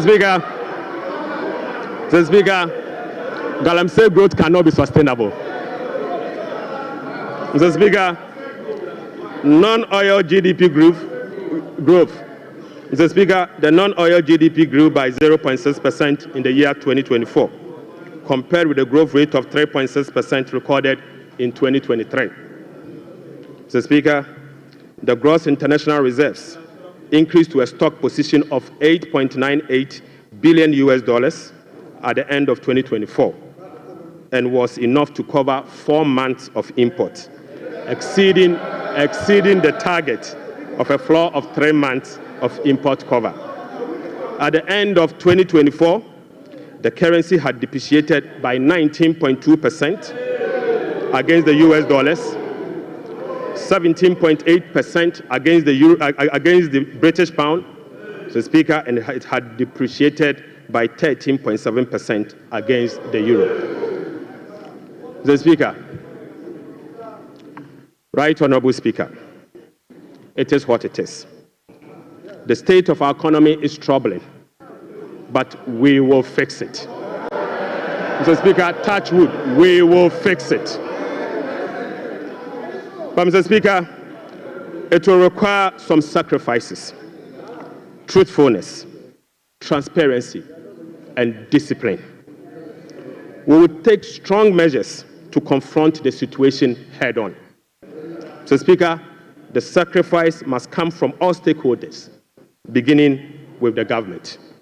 Mr. Speaker, His Excellency the President appreciates this and has led the charge by significantly downsizing his government from the Elephant 88 to the Umbrella 60. Mr. Speaker, he has also reduced the number of his government ministries from the Elephant 30 to the Umbrella 23. Mr. Speaker, as part of the contribution to the resetting agenda, organized labor has followed suit by working with government and employers association to agree on a modest 10% increase in base pay and minimum wage for the year 2025.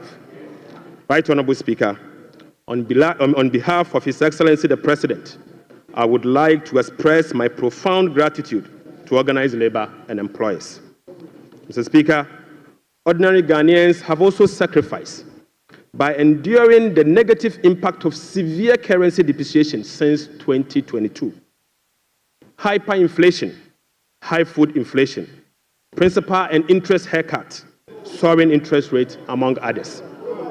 Mr. Speaker, it is now time for the people's representative, the members of Parliament, and the judiciary to also follow suit. I would like to call on all other stakeholders, including the business community, faith-based organizations, academia, and civil society to support this national call. So, Speaker, our immediate task is to reset our nation, to restore good governance, reduce the excruciating suffering of our people, and set our country on a trajectory of economic transformation. So, Speaker, our vision is to build a prosperous and a democratic state, anchored on the principles of freedom and justice, providing equal opportunities for all. So, Speaker, through this vision, we will work together to build the Ghana we want. Right Honourable Speaker, the resetting agenda will be anchored on the following. 1. Restoring hope in our democracy, renewing trust in public officials, and helping every Ghanaian attain their full potential. Offering a trusted hand to the vulnerable, particularly women and youth, and creating a new Ghana for coming generations. And finally, stimulating demand by patronizing made-in-Ghana goods under the 24-hour economy. Mr. Speaker, today I came to this chamber with made-in-Ghana bag, signifying, Mr. Speaker, with made-in-Ghana bag, Mr. Speaker, I would like to first present, Mr. Speaker, they don't know that in Ghana we sew suit. Right, Honourable Speaker, I would like to first present the government's immediate and strong measures to address the current challenges we are confronted with, followed by the medium-term vision, policy objectives, and targets. Right, Honourable Speaker, consistent with Section 14 of the Public Financial Management Act 2016, Act 911, the fiscal policy objectives of this government is to support the economic transformation agenda to ensure the macroeconomic stability of the country within the macroeconomic and fiscal framework. More specifically, the fiscal policy objective of the government include the following: rationalizing government expenditure and eliminating wasteful expenditures, optimizing domestic revenue mobilization through broadening of tax base, increased non-tax revenue collection, adopting enhanced tax compliance measures, and modernizing the tax administration through digital technology. Mr. Speaker, we will also increase the share of domestic expenditure to spur economic growth and job creation. We'll be reducing public debt to sustainable levels and adopting prudent debt management practice to support debt sustainability. Reducing the fiscal deficit progressively in accordance with the amended Fiscal Responsibility Act to promote fiscal and debt sustainability. And Mr. Speaker, restoring confidence in the Ghana economy. Right Honourable Speaker, our approach will be to foster economic growth, accelerate job creation, reduce inflation, and stabilize the cedi. To achieve this, it is crucial that we establish the macroeconomic stability and ensure debt sustainability. Mr. Speaker, we are confident that by prioritizing these fundamental elements, we can cultivate an environment where individuals can prosper and businesses can thrive in Ghana. Mr. Speaker, Ghanaians, through the recent National Economic Dialogue, have expressed a clear desire for fiscal deficit and public debt to be reduced through cuts in government spending rather than through only tax measures. We wholeheartedly agree, Mr. Speaker. Going forward, we will tailor our expenditure to align with our fiscal realities. After all, whoever pays off their debt gets rich. So, Speaker, we are poised to implement a three-pronged approach to achieve our objective, beginning with this budget immediately. First will be to recalibrate the fiscal adjustment, and we believe that by prioritizing spending-led fiscal adjustment can initiate a positive cycle. Fiscal adjustment can initiate a positive cycle in a way that first, it will help lower inflation and curb depreciation of the cedi. Secondly, it will lessen government reliance on borrowing, which in turn will reduce the crowding out of private sector and lower interest rates. Lastly, this approach will ease the strain on monetary policy, allowing the central bank some greater flexibility to reduce monetary policy rates, ultimately resulting in lower bank and lending rates. Mr. Speaker, the second approach will be to deliver a shock therapy. Mr. Speaker, we are implementing a form of shock therapy to the economy by making significant spending cuts this year, thereby reducing the government financing needs and front-loading fiscal adjustment. This is the down payment for our policy credibility and creditworthiness. Right Honourable Speaker, our third approach will be to restore fiscal responsibility. By moving forward, we will enhance public financial management by empowering ministers to effectively manage their budget on their own, ensuring strict compliance with the commencement certificate. Mr. Speaker, we'll be passing and enforcing a revised Fiscal Responsibility Act. And finally, we will enforce the sanction regime for non-compliance of the Public Financial Management Act. Mr. Speaker, in pursuit of the overarching macroeconomic objectives, the following macroeconomic targets have been set for the year 2025. Overall real GDP growth of at least 4% of GDP. Mr. Speaker, not less non-oil real GDP growth of at least 4.8% of GDP. Mr. Speaker, end period inflation rate of 11.9%. Mr. Speaker, primary balance on commitment basis of a surplus of 1.5% of GDP. Mr. Speaker, gross international reserves, including oil funds and encumbered assets, to cover not more than a minimum of 3 months of import. Mr. Speaker, to address inflation, government will implement a number of measures to complement the Bank of Ghana and monetary authorities. Mr. Speaker, the measures to stabilize the exchange rate include the following. We will be establishing the Ghana Gold Board to enhance the generation of accumulation of forex to support the stability of the Ghana cedi. The Bank of Ghana will continue to implement its FX forward auction to support the stability of the Ghana cedi. Government's strong fiscal consolidation through the reduction in public sector spending and the fiscal deficit will reduce the pressure on the exchange rate. Mr. Speaker, our import substitution drive under the 24-hour economy involving domestic production of key products originally imported will reduce import and related FX requirements, boding well for FX stability. Right Honourable Speaker, we are addressing the inflation problems through a number of measures, including the following. First, specific interventions, including the Agriculture for Economic Transformational Agenda, is expected to increase food production and reduce food inflation.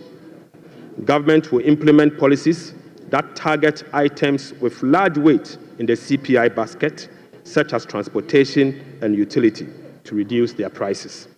Mr. Speaker, our aggressive fiscal consolidation drive aimed at reducing the fiscal deficit and borrowing will contribute significantly to reducing inflationary pressures. Right Honourable Speaker, our strategy to improve exchange rate stability will reduce imported inflation and fuel prices. Mr. Speaker, the Bank of Ghana will maintain an appropriate monetary policy stance and use its liquidity management interventions to support the disinflation process. Right Honourable Speaker, to achieve our expenditure-led fiscal consolidation objectives, we will implement the following measures. Mr. Speaker, I now take you to our expenditure measures.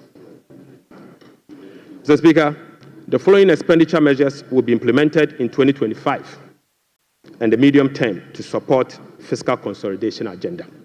First, we will conduct a comprehensive audit to validate the quantum of arrests and commitment as at 31st December 2024. Mr. Speaker, the mandatory use of blanket purchase order to capture multi-year commitment contracts in line with our medium-term expenditure ceilings will be implemented.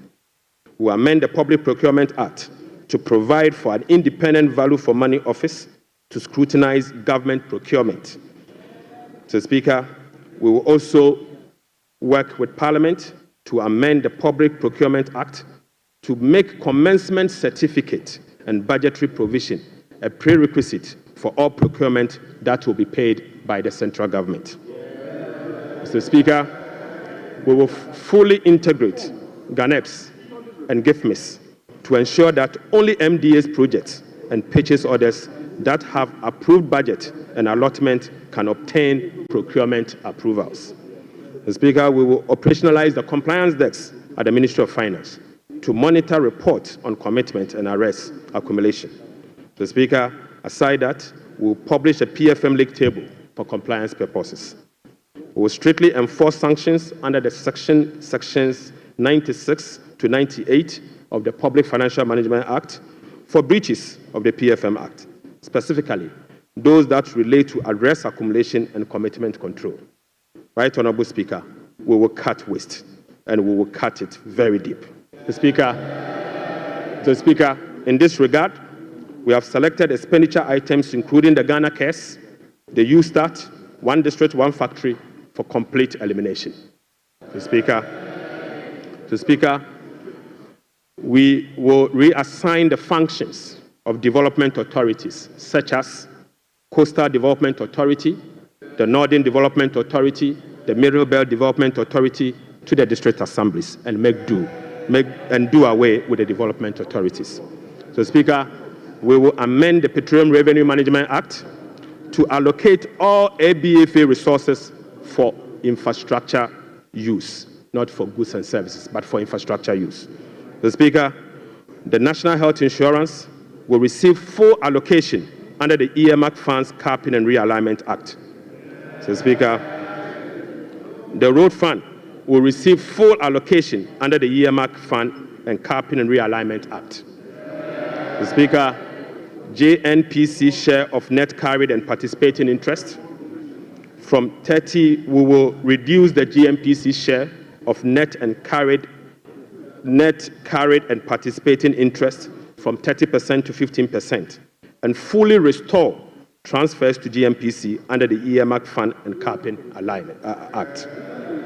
Right, Honorable Speaker, we'll be amending the Mineral Income and Investment Fund Act to ensure that 80% of the royalties originally maintained by MIF is transferred to the Consolidated Fund for Infrastructure Development.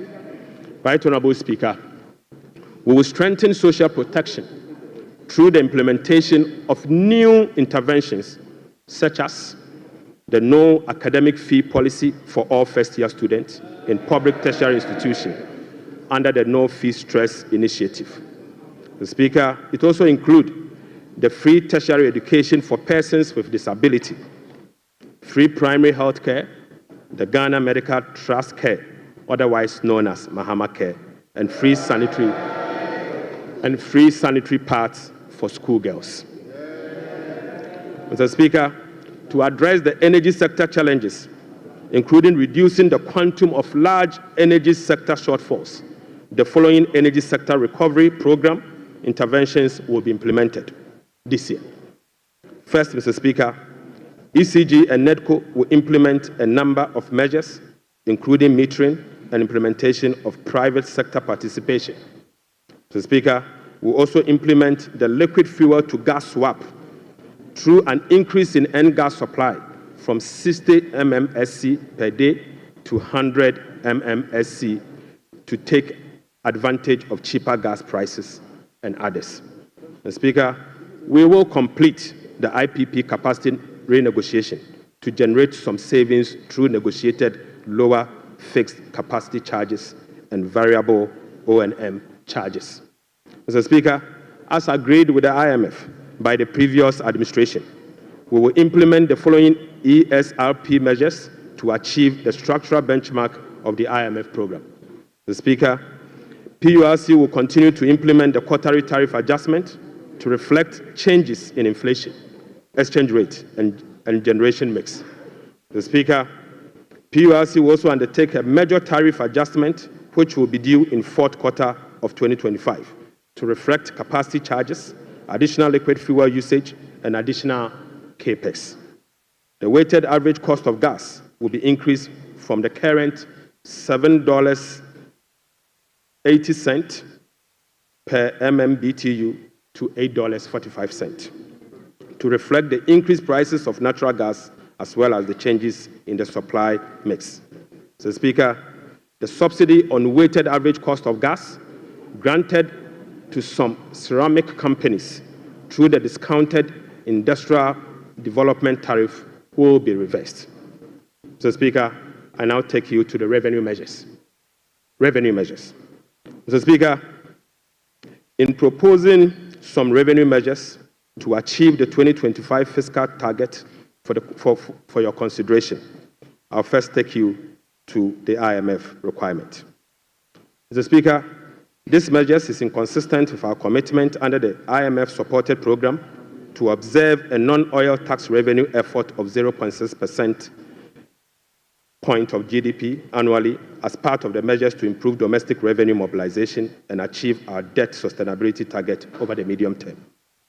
Right, Honorable Speaker, despite our commitment to increase the non-oil tax revenue by 0.6%, we have programmed the following nuisance taxes for removal in line with our manifesto promise. Mr. Speaker, we will abolish the 10% withholding tax on winning from lottery, otherwise known as the betting tax. Mr. Speaker, we will abolish the electronic transfer levy, e-levy, of 1%.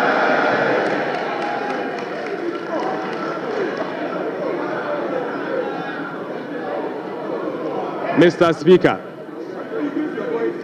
Speaker, we will abolish the 10% withholding tax on betting. We will abolish the electronic transfer levy, e-levy, of 1%. We will abolish the emission levy, otherwise as in Wusie tax. We will abolish the VAT on motor vehicle insurance policy. Mr. Speaker, we will abolish the 1.5% withholding tax on unprocessed gold by small-scale miners.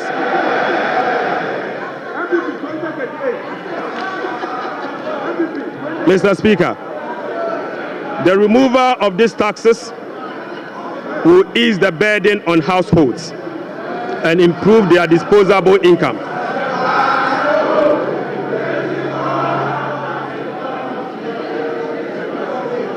Right, Honorable Speaker, the removal of these taxes will ease the burden on households and improve their disposable incomes. In addition, it will support business growth and improve tax compliance. Mr. Speaker, Right, Honorable Speaker, the tax refund account has been abused in recent years. In the last 8 years, a study revealed that 29.1 billion Ghana cedis had accrued to the tax refund account, with only 12.5 billion Ghana cedis, representing 43% of the total accrued amount, being used for tax refund purposes. Mr. Speaker, the study also revealed that 16.6 billion Ghana cedis, representing 57% of the total amount accumulated in the tax refund account, was misapplied. Mr. Speaker, which is a total violation of the Revenue Administration Act, Act 915, and the Public Financial Management Act. Instructively, Mr. Speaker, there were virtually no tax refund arrests over the period. Mr. Speaker, and therefore, we are reducing the current tax refund ceiling by 2 percentage points from 6% to 4% of total revenue, as defined in Section 69 of the Revenue Administration Act, Act 915. Mr. Speaker, by reducing the ceiling on the tax refund from 6% to 4%, Right, Honorable Speaker, we have saved the taxpayer 3.8 billion Ghana cedis. Mr. Speaker, This amount is enough to close the revenue shortfalls from the removal of the ground account from 6 to 4. It is enough to remove this tax, and the savings will be provided to take care of social interventions. Mr. Speaker, already we have saved 3.8 billion cedis for 2025 alone from one source, and this is enough to close the gap from the taxes we have removed today. Mr. Speaker, to address the concerns from well-meaning Ghanaians on how we are going to close the revenue shortfalls as a result of the removal of the selected taxes, the answer is that we have stopped the bleeding. We have stopped the bleeding. Mr. Speaker, accordingly, with this budget, we will amend the Revenue Administration Act 2016, Act 915. This measure will improve the tax revenue net of tax refund by 2%, representing 0.3% of GDP. Mr. Speaker, in line with government policy, the 2025 minimum wage recently negotiated with the National Tripartite Committee will be zero rated. This is consistent with our resolve to protect the poor and the vulnerable. Mr. Speaker, again, without increasing the levy, we will also review the Energy Sector Levies Act to consolidate the energy debt recovery, the Energy Sector Recovery Levy, and the Sanitation and Pollution Levy into one levy and use the proceeds to cater for energy sector shortfalls and service the inherited debt service obligation. Mr. Speaker, the reset has just begun. Right, Honorable Speaker, the rest of the energy sector levies, including the Road Fund Levy, Energy Fund Levy, Price Stabilization and Recovery Levy, Public Lighting Levy, and National Electrification Levy will remain to support the achievement of their intended objectives.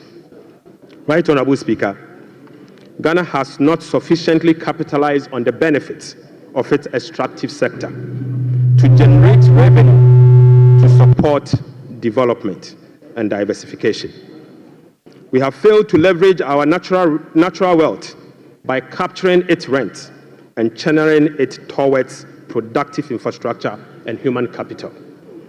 Natural resource rent, which is the difference between the revenue of a commodity and the average cost of producing that commodity, is about 14% of GDP in the case of Ghana. However, Mr. Speaker, revenue from extractive industry is around 1.5% of GDP only. This is because, as a country, we have failed to fully capture the economic rent of our natural resources. Mr. Speaker, whereas global gold prices have seen some significant increase in recent times, Ghana has not been able to take full advantage of the development. Subsequently, Mr. Speaker, we are proposing to increase the Growth and Sustainability Levy from 1% on gross production of mining companies to 3% to enable the nation to have its fair share of the windfall. Mr. Speaker, we also propose to extend the sunset clause to 2028. Mr. Speaker, we also propose to extend the sunset clause of the special import levy to 2028. Mr. Speaker, Ghanaians and this Honorable House will recall that road tolls on public roads were zero rated in the year 2022. Demand for construction and improvement of road infrastructure continues to increase, even as substantial arrests and claims in the road sector remains. Right, Honorable Speaker, while the annual average collection from road tolls have not been significant compared to its potential, the existing zero-rated policy for road tolls has increased the situation and dimmed the prospect of raising enough revenue from tolls to road construction and maintenance. Accordingly, government will work with the stakeholders including the private sector, to roll out a technology-driven solution to reintroduce road tolls this year as part of the big push. Right Honourable Speaker, we will also strengthen the legal and regulatory regime for non-tax revenue and enforce the framework to improve service delivery. This will be achieved through the introduction of an overarching non-tax revenue legislation, amendment of existing relevant laws, and the development of a national non-tax revenue strategy and policy.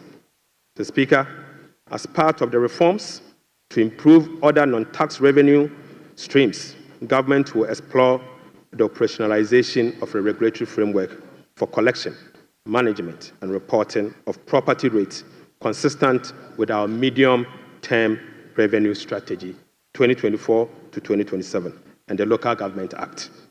Mr. Speaker, we believe that the local authorities must be given the opportunity to collect their own property rates. Mr. Speaker, the current compliance rate for SMEs and personal income tax is below 30%, which is extremely low. Government will embark on an aggressive and sustained tax education campaign in the next 2 to 3 years to ensure improved compliance and tax revenue mobilization. We will also institute a quarterly dialogue on tax issues among the Ghana Revenue Authority, Ministry of Finance, and the business community to ensure that issues affecting businesses are addressed promptly. Mr. Speaker, I now take you to VAT reforms, VAT reforms. Right Honourable Speaker, we commit to the people of Ghana and this House, the business community, that we will undertake a comprehensive value-added tax reform this year. Mr. Speaker, with the aim to review the current distortions and cascading structure of the value-added tax regime. Ghana's effective rate, VAT rate, is about 22%. This is obviously because the 2.5% Get Fund levy, the National Health Insurance levy of 2.5%, and the COVID levy are well added to the base for a final determination of what is due for VAT purposes. Mr. Speaker, aside the high VAT rate, businesses are not permitted by law to claim their input VAT for NHIL, Get Fund, and COVID levy, compounding the burden on households. Right Honourable Speaker, our VAT regime has been distorted and rendered inefficient. It combines both VAT and sales tax principles with a flat rate, standard rate, and levies. We have requested for technical assistance from the Fiscal Affairs Department of the IMF on VAT reforms. It is expected that the IMF mission will commence in April 2025. The recommendations from the Technical Assistance Mission are expected to inform our reform. Mr. Speaker, ahead of the IMF Technical Assistance Mission, I will inaugurate a VAT reform task force to hold broad consultation with key stakeholders for their input. Mr. Speaker, the parameters for VAT reform will be is for them to complete this year. Mr. Speaker, the parameters will include the following. 1, abolishing the COVID levy. Mr. Speaker, reversing the decoupling of Get Fund and NHIL VAT from VAT. Mr. Speaker, reducing the effective VAT rate for households and businesses. Reversing the VAT flat rate regime and upwardly adjusting the VAT registration threshold to exempt micro and small businesses from the collection of VAT. Mr. Speaker, will also improve compliance through public education and awareness. Mr. Speaker, I now take you to revenue mobilization and resource accumulation, resource allocation. Mr. Speaker, total revenue and grant for 2025 is projected at 223.8 billion Ghana cedis, or 17.2% of GDP, up from 186.5 billion, or 17.4% of GDP. The projection is underpinned by non-oil revenue measures, which are expected to yield at least 0.6% of GDP. Mr. Speaker, total expenditure on commitment basis for 2025 has been programmed at 269.1 billion, representing 20.7% of GDP, down from 279.2 billion, which is 26% of GDP in the year 2024. Primary expenditure on commitment basis is projected at 204.7 billion Ghana cedis, representing 15.8% of GDP, which is a significant decline from 232.4 billion, representing 21.7% of GDP in the year 2024.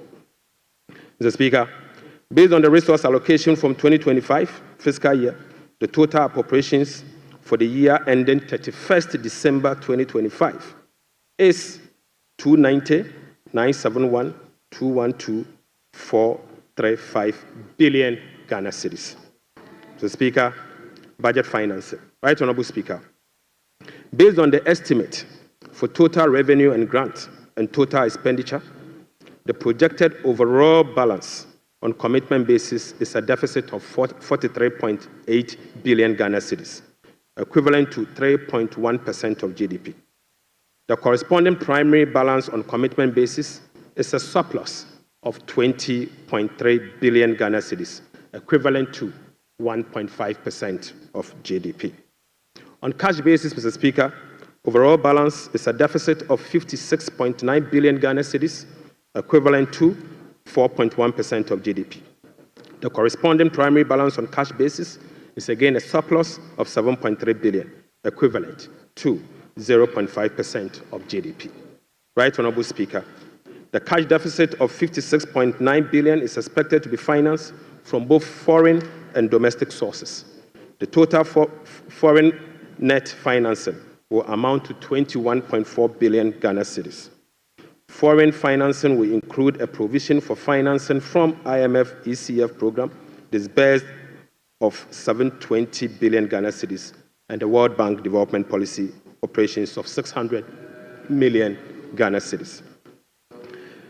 The residual net domestic financing will amount to 36.9 billion, representing 65% of total financing for 2025.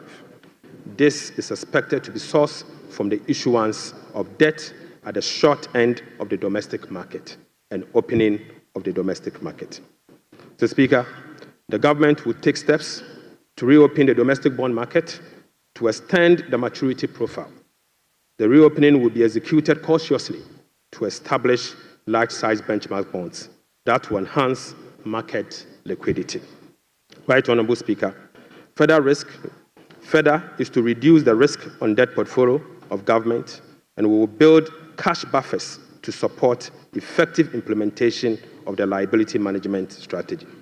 Mr. Speaker, this will help smoothing the redemption profile and mitigate refinancing risk associated with Ghana's debt portfolio. Mr. Speaker, the government in 2025 and the medium term will implement liability management operations to manage the risk embedded in the Eurobond debt profile. Right Honorable Speaker, beginning 2025, we will commence the operationalization of Section 37 to Section 44 of the Public Financial Management Act 2016. Mr. Speaker, in doing so, we will be building sufficient buffers in the sinking fund as a landmark reform to manage our public debt.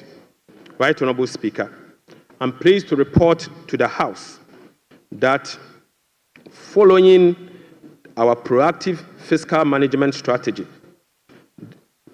that in our engagement with the market, this management strategy has yielded sufficient dividend. Mr. Speaker, on the 7th of January 2025, the NDC government inherited a 91-day Treasury bill rate of 28.19%. Mr. Speaker, just 2 months into this administration, we have successfully reduced this rate to 17.72% as at last Friday. Mr. Speaker, this represents a reduction of over 10%. In other words, 1,047 basis points in just 2 months. Mr. Speaker, similarly, on the 7th January 2024, we inherited a 182-day Treasury bill rate at 28.92%. We have again successfully reduced that rate to 18.97% as at Friday, 7th March 2025.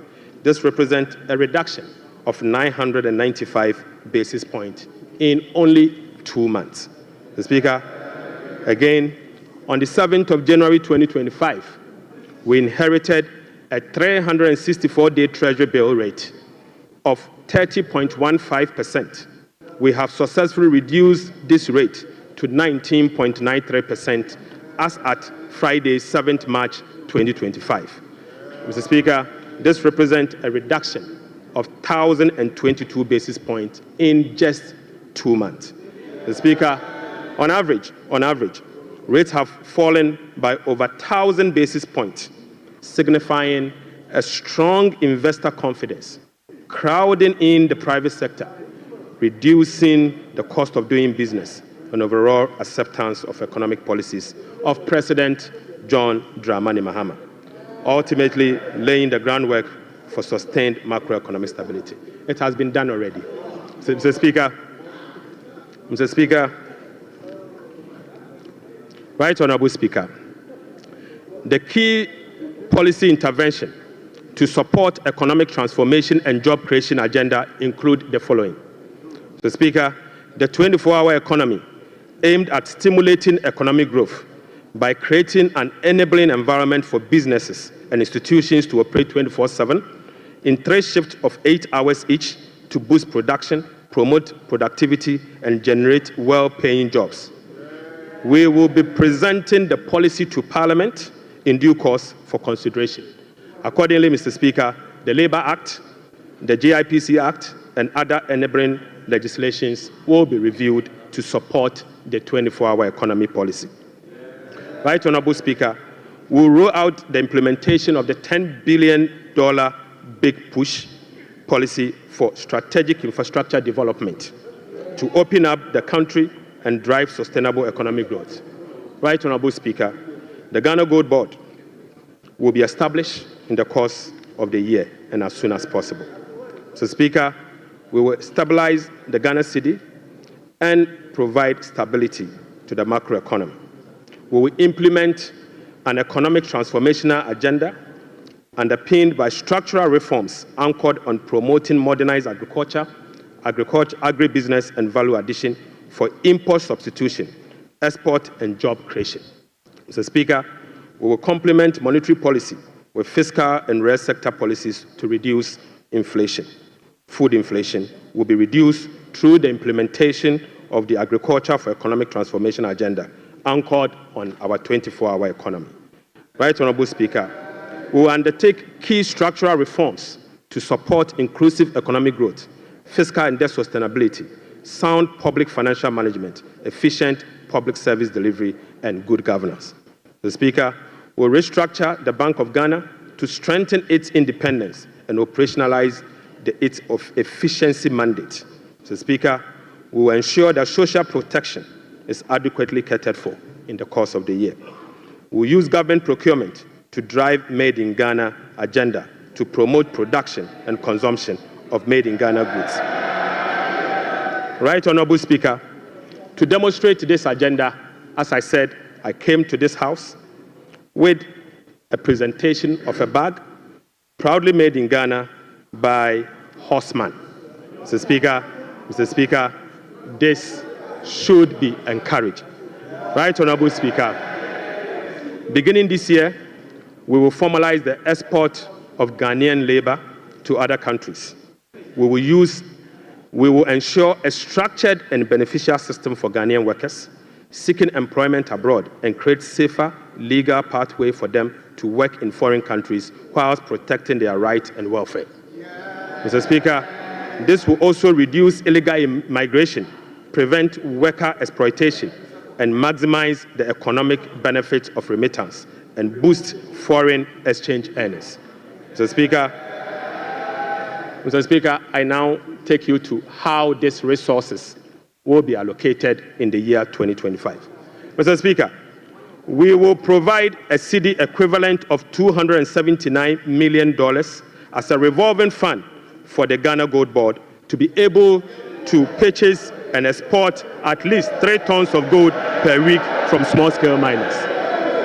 Mr. Speaker, we have allocated 13.85 billion Ghana cedis for Big Push project. Mr. Speaker, we have allocated 13.85 billion Ghana cedis for the Big Push program.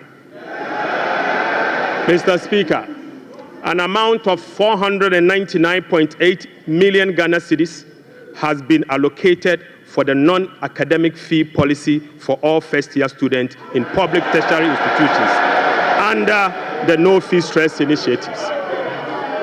Mr. Speaker, we have allocated an amount of 292.4 million Ghana cedis to commence the distribution of free sanitary pads to female students in primary and secondary schools. Mr. Speaker, we have allocated again an amount of 242.5 million Ghana cedis to support the victim of Akosombo Dam spillage. Right, Honorable Speaker, we have also allocated an amount of 200 million Ghana cedis to support the victim of tidal wave disaster that recently displaced resident in certain part of K2 South constituency. Mr. Speaker, the overarching concern about free secondary education has been its quality and the absence of dedicated sources of financing. His Excellency President John Dramani Mahama has resolved it. Mr. Speaker, let me take this again. The overarching concern about free secondary education has been its quality and the absence of a dedicated sources of funding. His Excellency President John Dramani Mahama has resolved the funding challenges by uncapping the GET fund. Mr. Speaker, this makes available dedicated funding for full financing of free senior secondary school education and free tertiary education for persons with disability. Mr. Speaker, therefore, Capping and Realignment Act will be amended to uncap the Ghana Education Trust Fund. Mr. Speaker, this year, the budget for free senior secondary school education program is 3.5 billion Ghana cedis. By uncapping the GET fund, we will be making available an additional 4.1 billion Ghana cedis, specifically for financing free secondary education program and other related expenditures. Aside the uncapping of GET fund, we have also absorbed the debt service made up of interest and principal from the Dache bond that GET fund contracted. Right, Honorable Speaker, we have also allocated an amount of 564.6 million Ghana cedis for the provision of curriculum-based textbooks covering the following. 1, 4 sets of KG books and workbooks for about 2.8 million learners. Mr. Speaker, we have also provided for 4 sets of primary textbooks for about 800,000 learners. Mr. Speaker, we have also provided for 9 sets of SHS textbooks for about 540,000 learners. Right, Honorable Speaker, under the school feeding program, budgetary provision has been increased from the 1.3 billion Ghana cedis last year to 1.78 billion Ghana cedis. Mr. Speaker, representing a 33% increase. The allocation for 2025 reflects an increase in feeding costs per meal, per child, from the 1 cedi 50 pesos to 2 cedis, representing 33.3%. Mr. Speaker, the government has also allocated 145.5 million Ghana cedis to the capitation grant, up from 84 million Ghana cedis in 2024. This is an increase of 73.4% over the previous year. Mr. Speaker, we have also allocated 203 million Ghana cedis for the payment of teacher training allowances and another 480 million Ghana cedis to nursing training allowances. Mr. Speaker,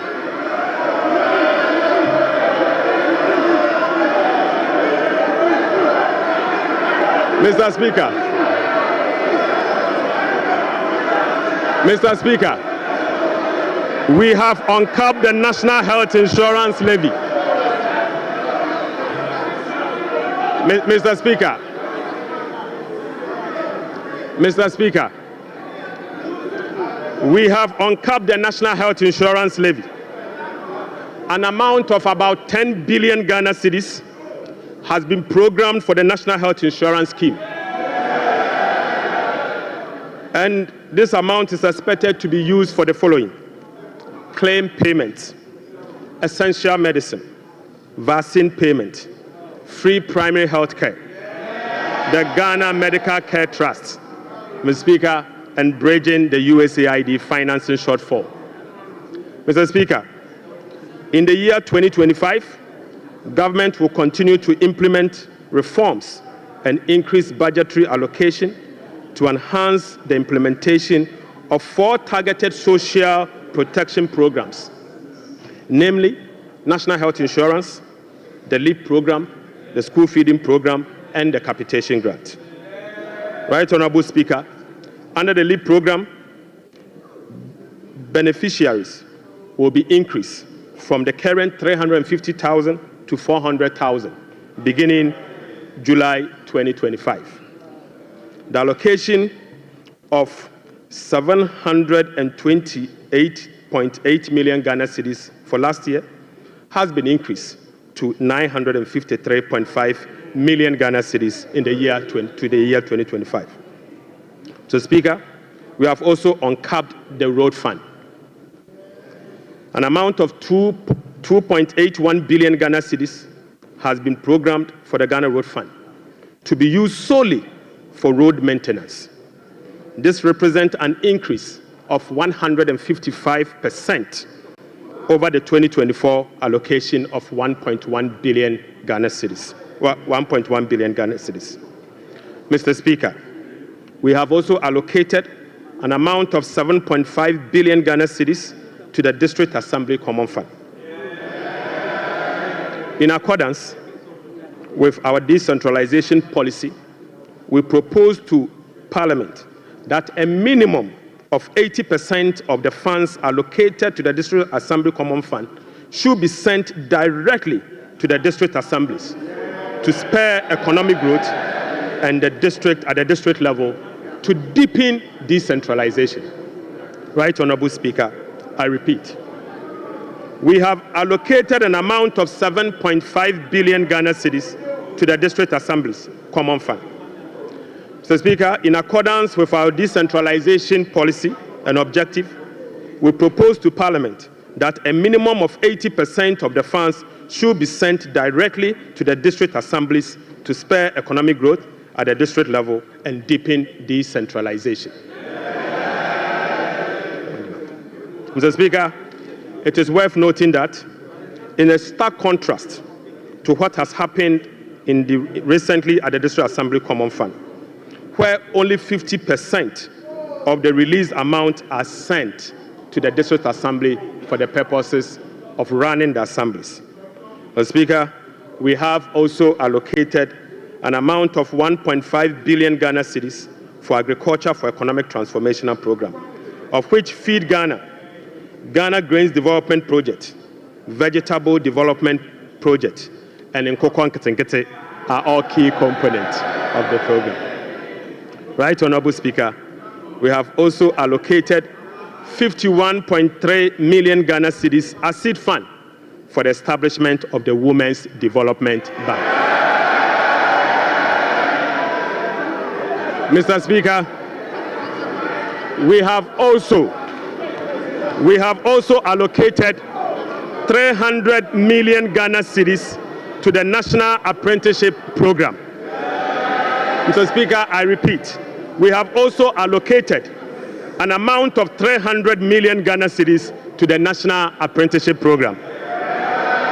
Right, Honorable Speaker, we have also allocated an amount of 100 million Ghana cedis to the Edumewura Program. Mr. Speaker, an amount of 100 million Ghana cedis has been allocated to the National Codes Program. Mr. Speaker, another amount of 100 million Ghana cedis has been allocated for the payment of monthly allowance to all assembly members.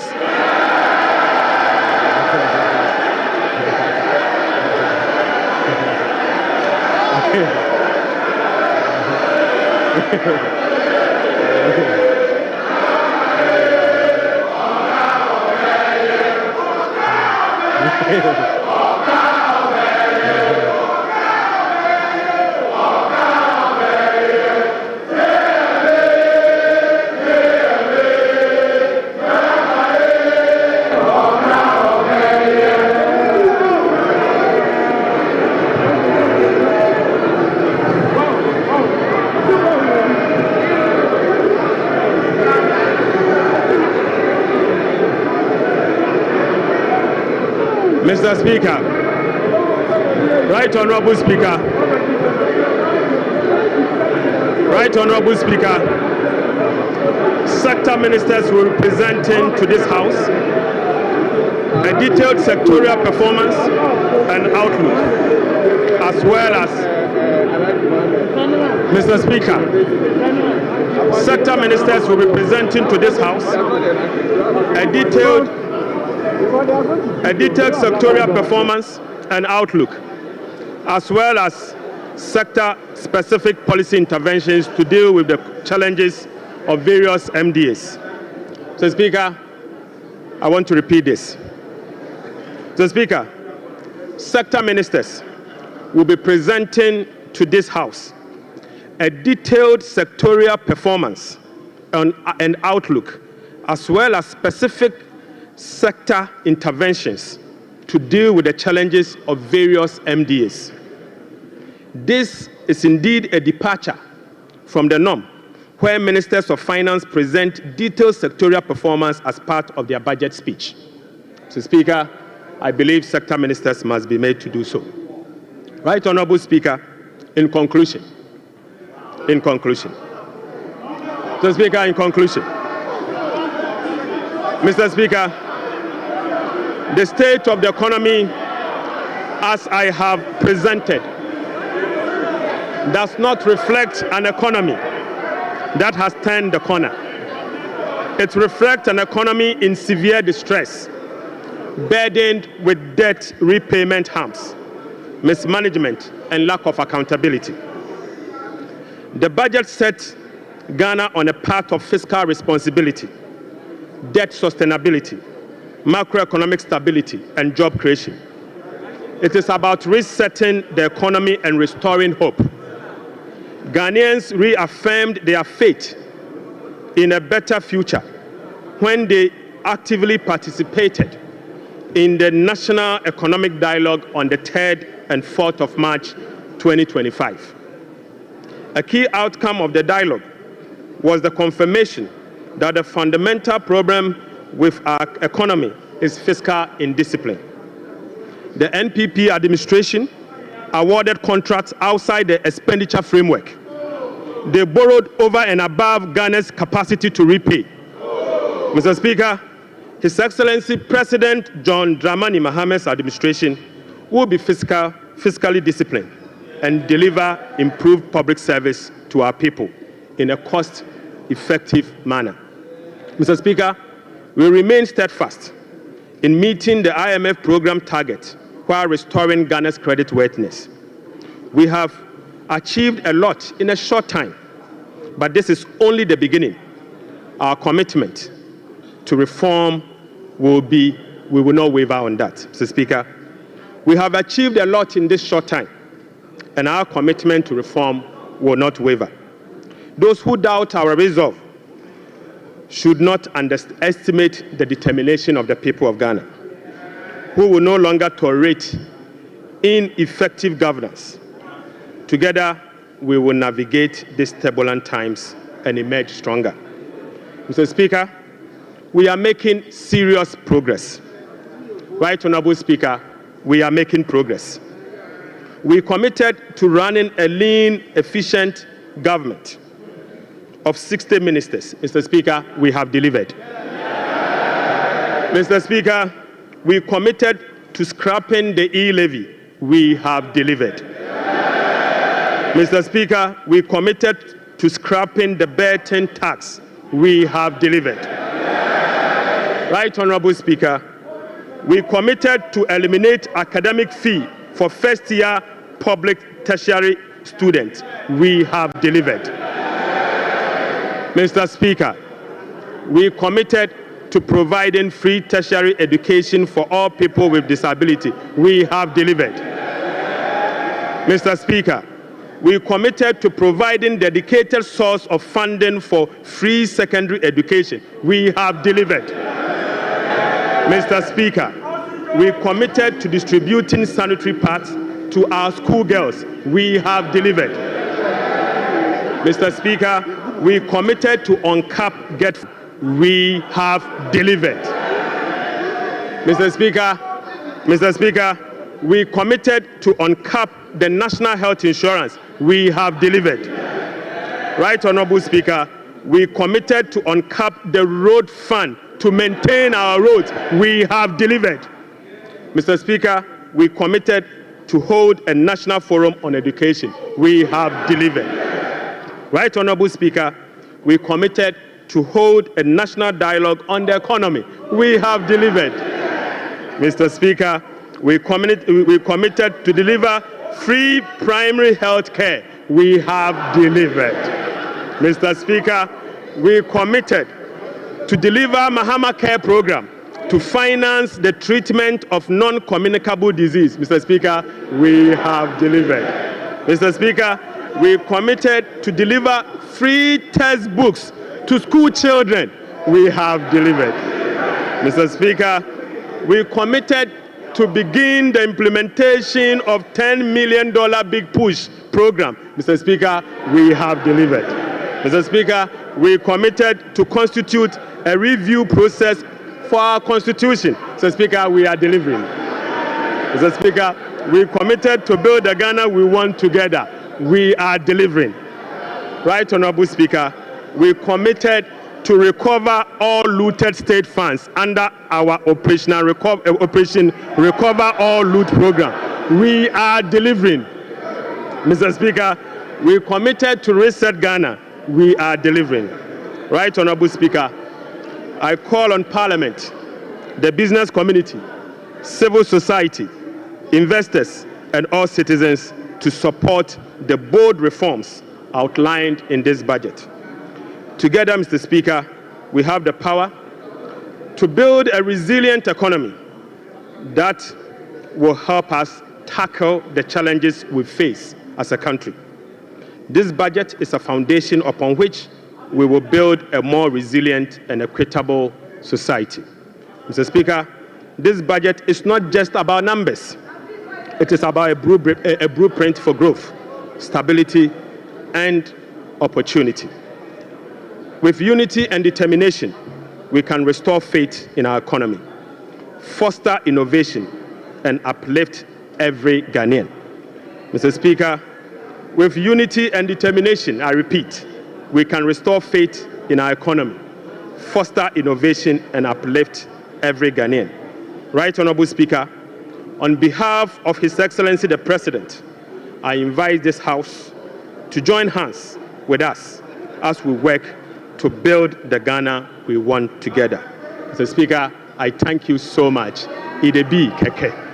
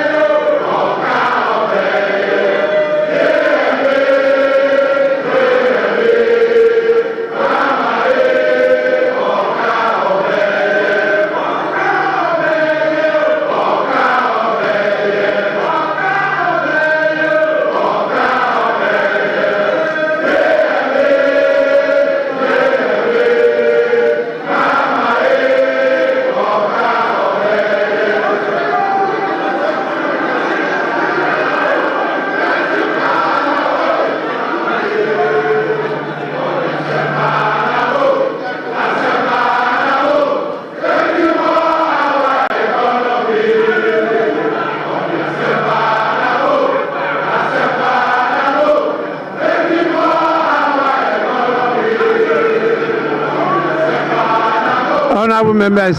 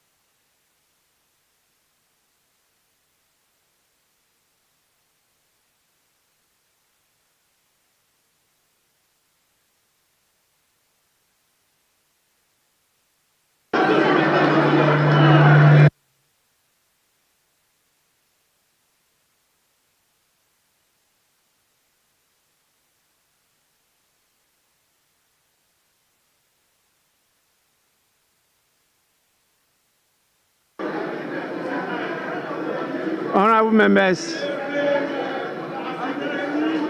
Honorable members.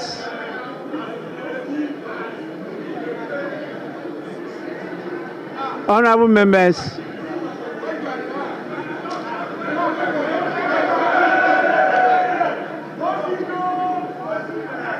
Honorable members. The Minister for Finance has taken 1 hour 40 minutes to make the statement. And I believe by our standing orders, the statement time is ended.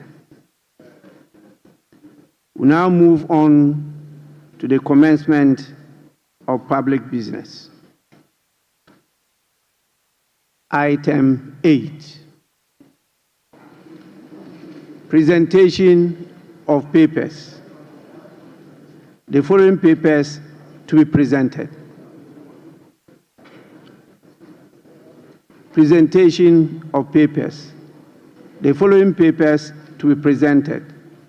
8A by the Minister for Finance.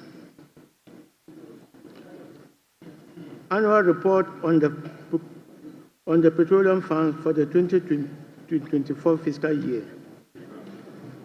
Honorable members, this refers to 8A Roman 1, and this has been presented and is referred to the Finance Committee for consideration and report to the House. We now move on to 8A Roman 2. Annual report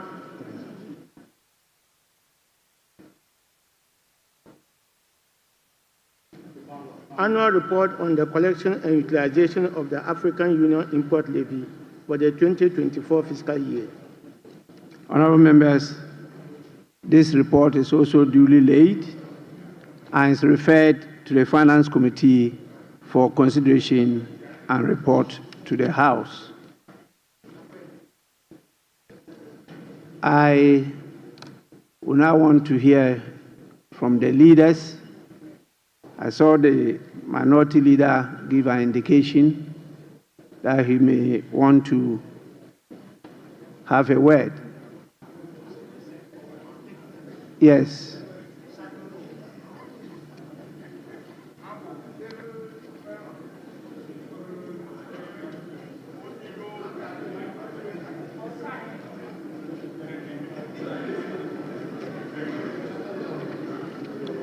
Yes, minority leader. Mr. Speaker, this afternoon we have been presented with part 2 of the lamentation series.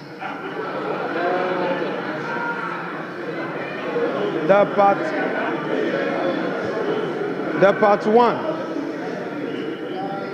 Mr. Speaker, the part 1 was Mahamanomics. The part 2 is Forcenomics. And it's very clear, Mr. Speaker, that under the economy that they complain about, the growth was 5.7%. And under the research economy, the growth is rather going down. You are project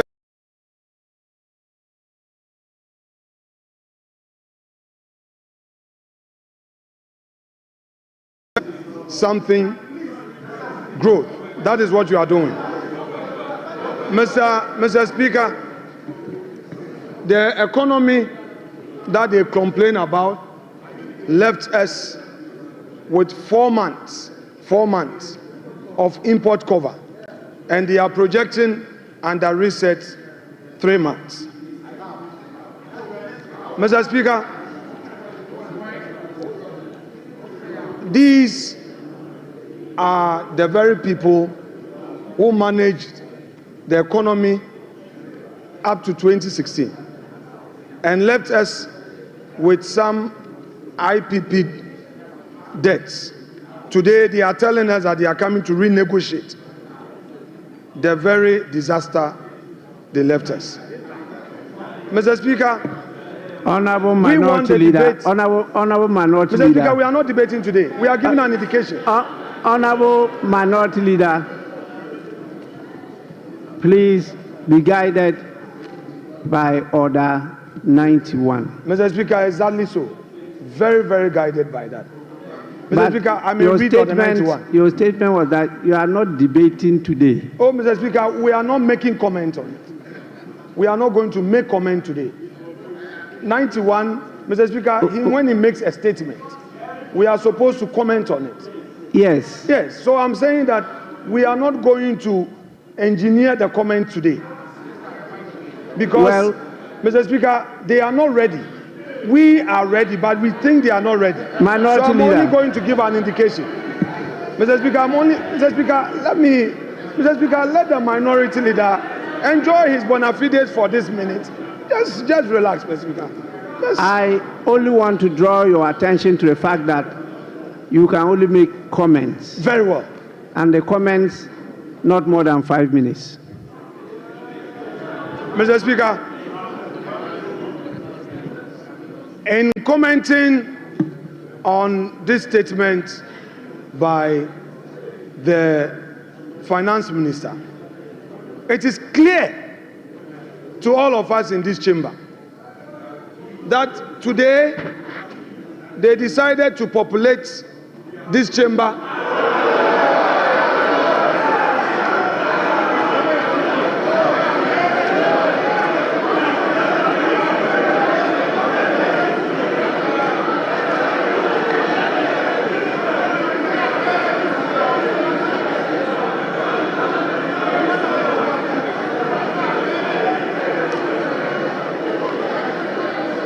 Mr. Speaker, they populated this chamber with their members only to come. Honorable Minority Leader. Yeah, Mr. Speaker. The Minister for Finance did not talk about the population of the chamber. So that is not part of the statement of the Minister. Please. Mr. Speaker, I noticed that when the Finance Minister came to present his statement, for the first time after the inauguration, the swearing in, the majority side was heavily populated. Mr. Speaker, that notwithstanding, Mr. Speaker, we have witnessed what we can best describe as an Azan budget. Mr. Speaker, they are on much talked about for 24-hour economy. The president came here, they said it was not ready. The finance minister comes here, and again, the 24-hour economy policy is not included in his budget statement. Mr. Speaker, Mr. Speaker,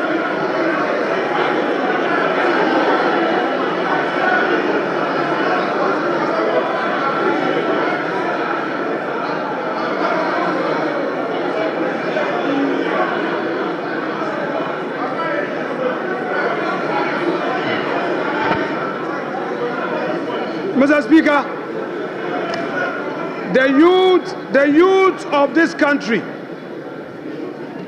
have been waiting for this 24-hour economy policy.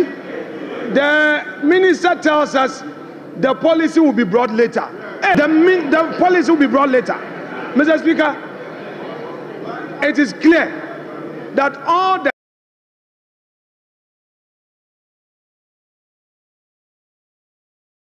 jobs they promised youth of this country was merely an Azam promise. Mr. Speaker, there is no inspiration from this budget. There is no hope in this budget. The repetition of the social intervention programs, Mr. Speaker, and then the minister complained that some contracts at the road sector had no commencement certificate. Go to the Chain Homes Road. There is a road construction on the Chain Homes. There is a new road being constructed to the 10 rooms with a new roundabout. There is no commencement. We did a search. There is no commencement. There is no PP approval. You are doing, Mr. Speaker, you have started construction only at the Chain Homes. Honorable Minority Leader. Honorable Minority Leader. Honorable Minority Leader. Please, comments.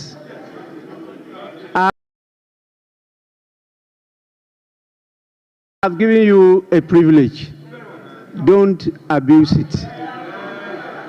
Mr. Speaker, I shall conclude my comments by saying that whereas the Minister of Finance told us that there will be heavy sanctions against all those who go contrary to the PFM Act, under his own administration, the Chain Homes is being constructed now.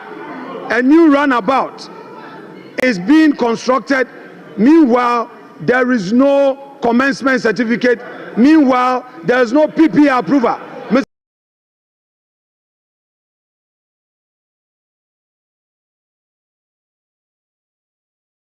Mr. Speaker, the sanctions must start with his own ministers.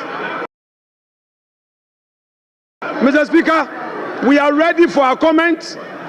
We know they are not ready, but if the minister is going to stay, Mr. Speaker, let us start the comments on this budget statement here and now, because this Azam budget, we cannot allow it to get onto the shelves for Ghanaians to think that there is any hope. Mr. Speaker, there is going to be comment to expose them. Thank you very much.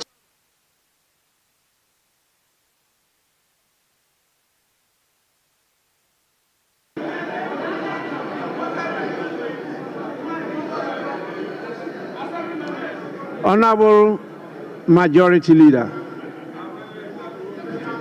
Mr. Speaker, the Minority Leader and I share something in common. We were both assemblymen. And when the Minister of Finance made the unprecedented announcement of a gargantuan sum of money for assemblymen, I saw the gleeful smile on his face.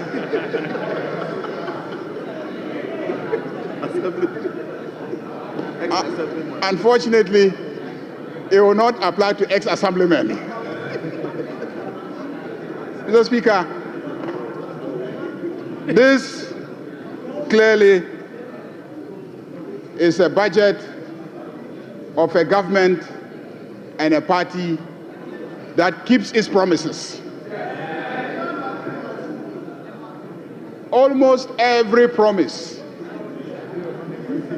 that was made by John Dramani Mahama is being fulfilled in less than 120 days. This budget is a budget for Makola women. This budget is a budget for assemblymen. This budget is a budget for girls. This budget, sanitary pads, students, girls, students, sanitary pads, there's sanitary pads. Mr. Speaker, Mr. Speaker,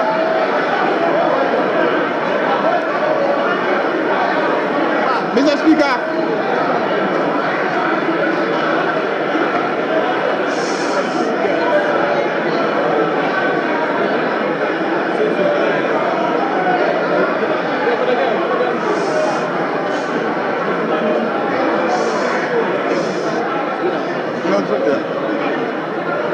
Mr. Speaker, Mr. Speaker,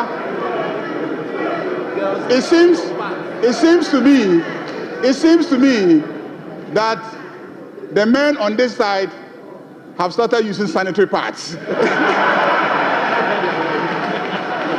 Because the sanitary pads is for the female students. That's why I said girls. Mr. Speaker, this is a budget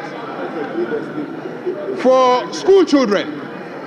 They will now get the set of textbooks that they need to study. And peace of mind. Mr. Speaker, this is a budget that delivers solid reforms. And this is a budget that is moving our growth from Galamsey growth to real growth.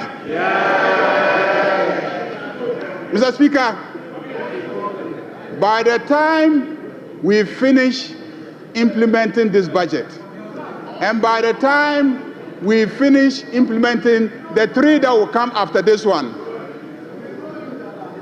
Osunu Baya Nkitikiti.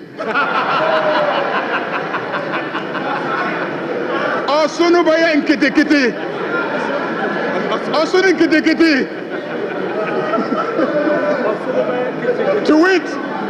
To it, Mr. Speaker, the elephant will become small. Osunu Baya Kitikiti. Majority Leader. Majority Leader, the Minister for Finance did not talk about Osunu. So, Osunu is not part of the statement. Please. Speaker was Robin.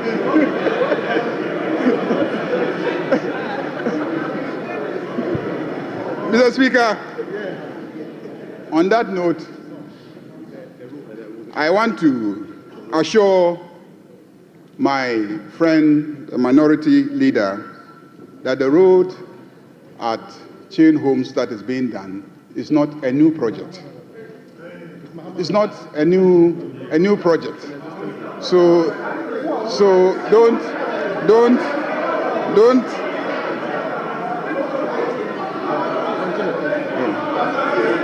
There's something else you want me to add.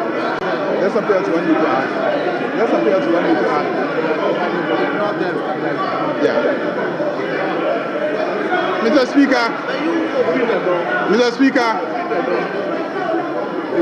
Speaker, this is a budget that gives hope to Ghanaians. This is a budget that will stabilize the economy. This is a budget that will create jobs for the youth of this country. Because this is a budget that will stabilize the economy and provide the enabling environment for the private sector to and create jobs for the youth of this country. Mr. Speaker, fishermen, Okada riders, taxi drivers, students, and the energy sector is going to be salvaged by the implementation of this budget. Mr. Speaker, I want to thank the Minister of Finance for making the statement and to assure my friend, the minority leader, that we are ready to debate their records and our records, and we are ready to demonstrate that the proposals contained in the statement of the Minister of Finance will indeed reset Ghana. Ghana is being reset. Thank you very much, Mr. Speaker.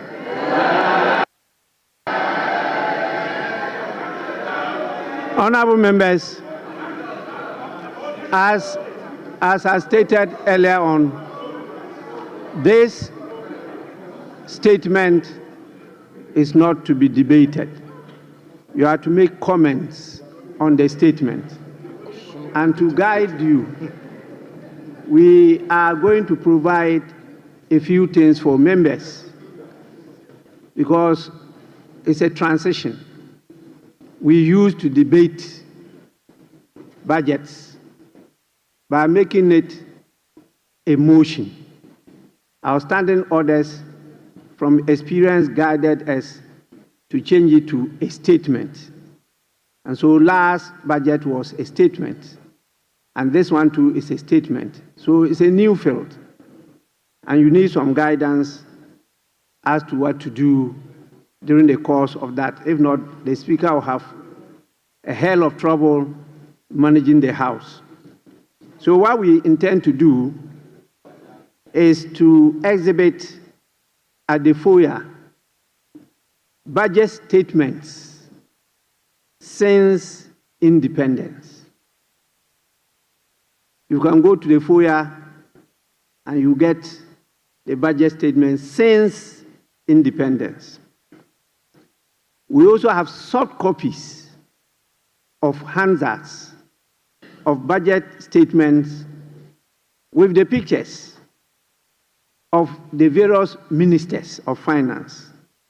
They will all be on display for you to go and either have a picture view or request for a copy so that you can, at your own leisure, go through it yourselves. There is a viewing session now of what has happened today, and that one too is available as a side attraction. You can go and have access and view it.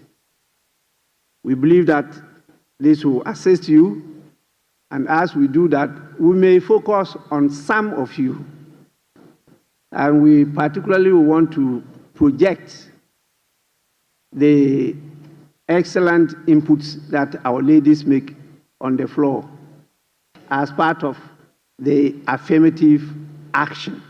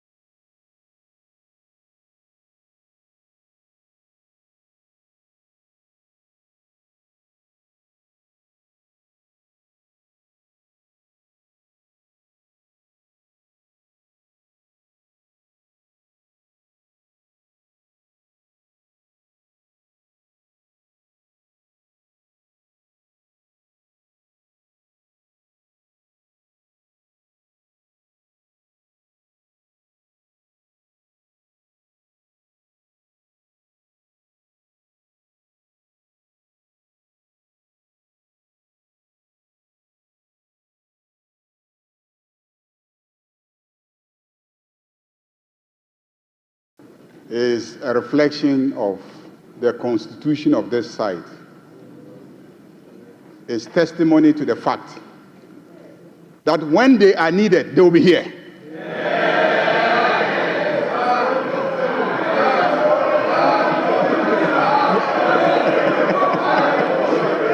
When they are needed, they will be here.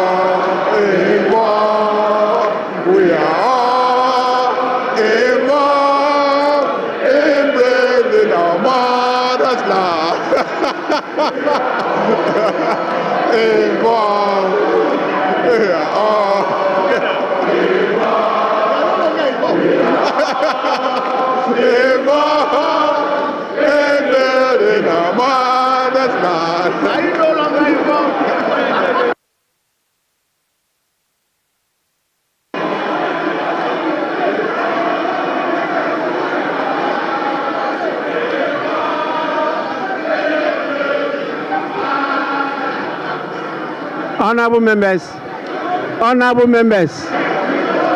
Mr. Speaker.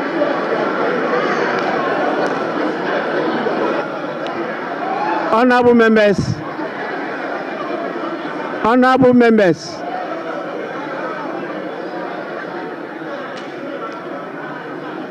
Honorable members, please. Honorable members. The Winneba Choir sings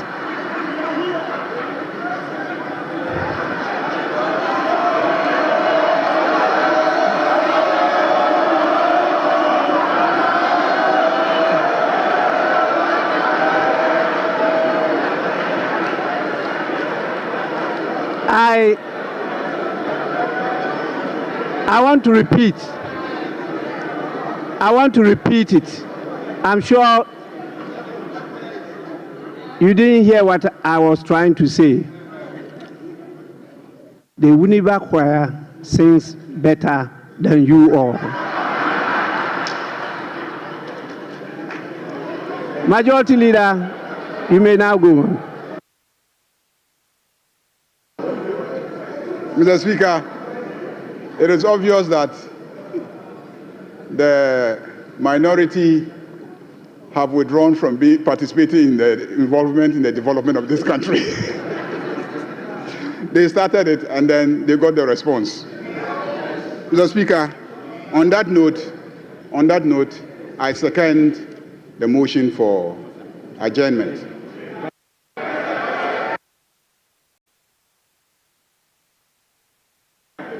Honorable members, those in favor of the motion for adjournment, say aye.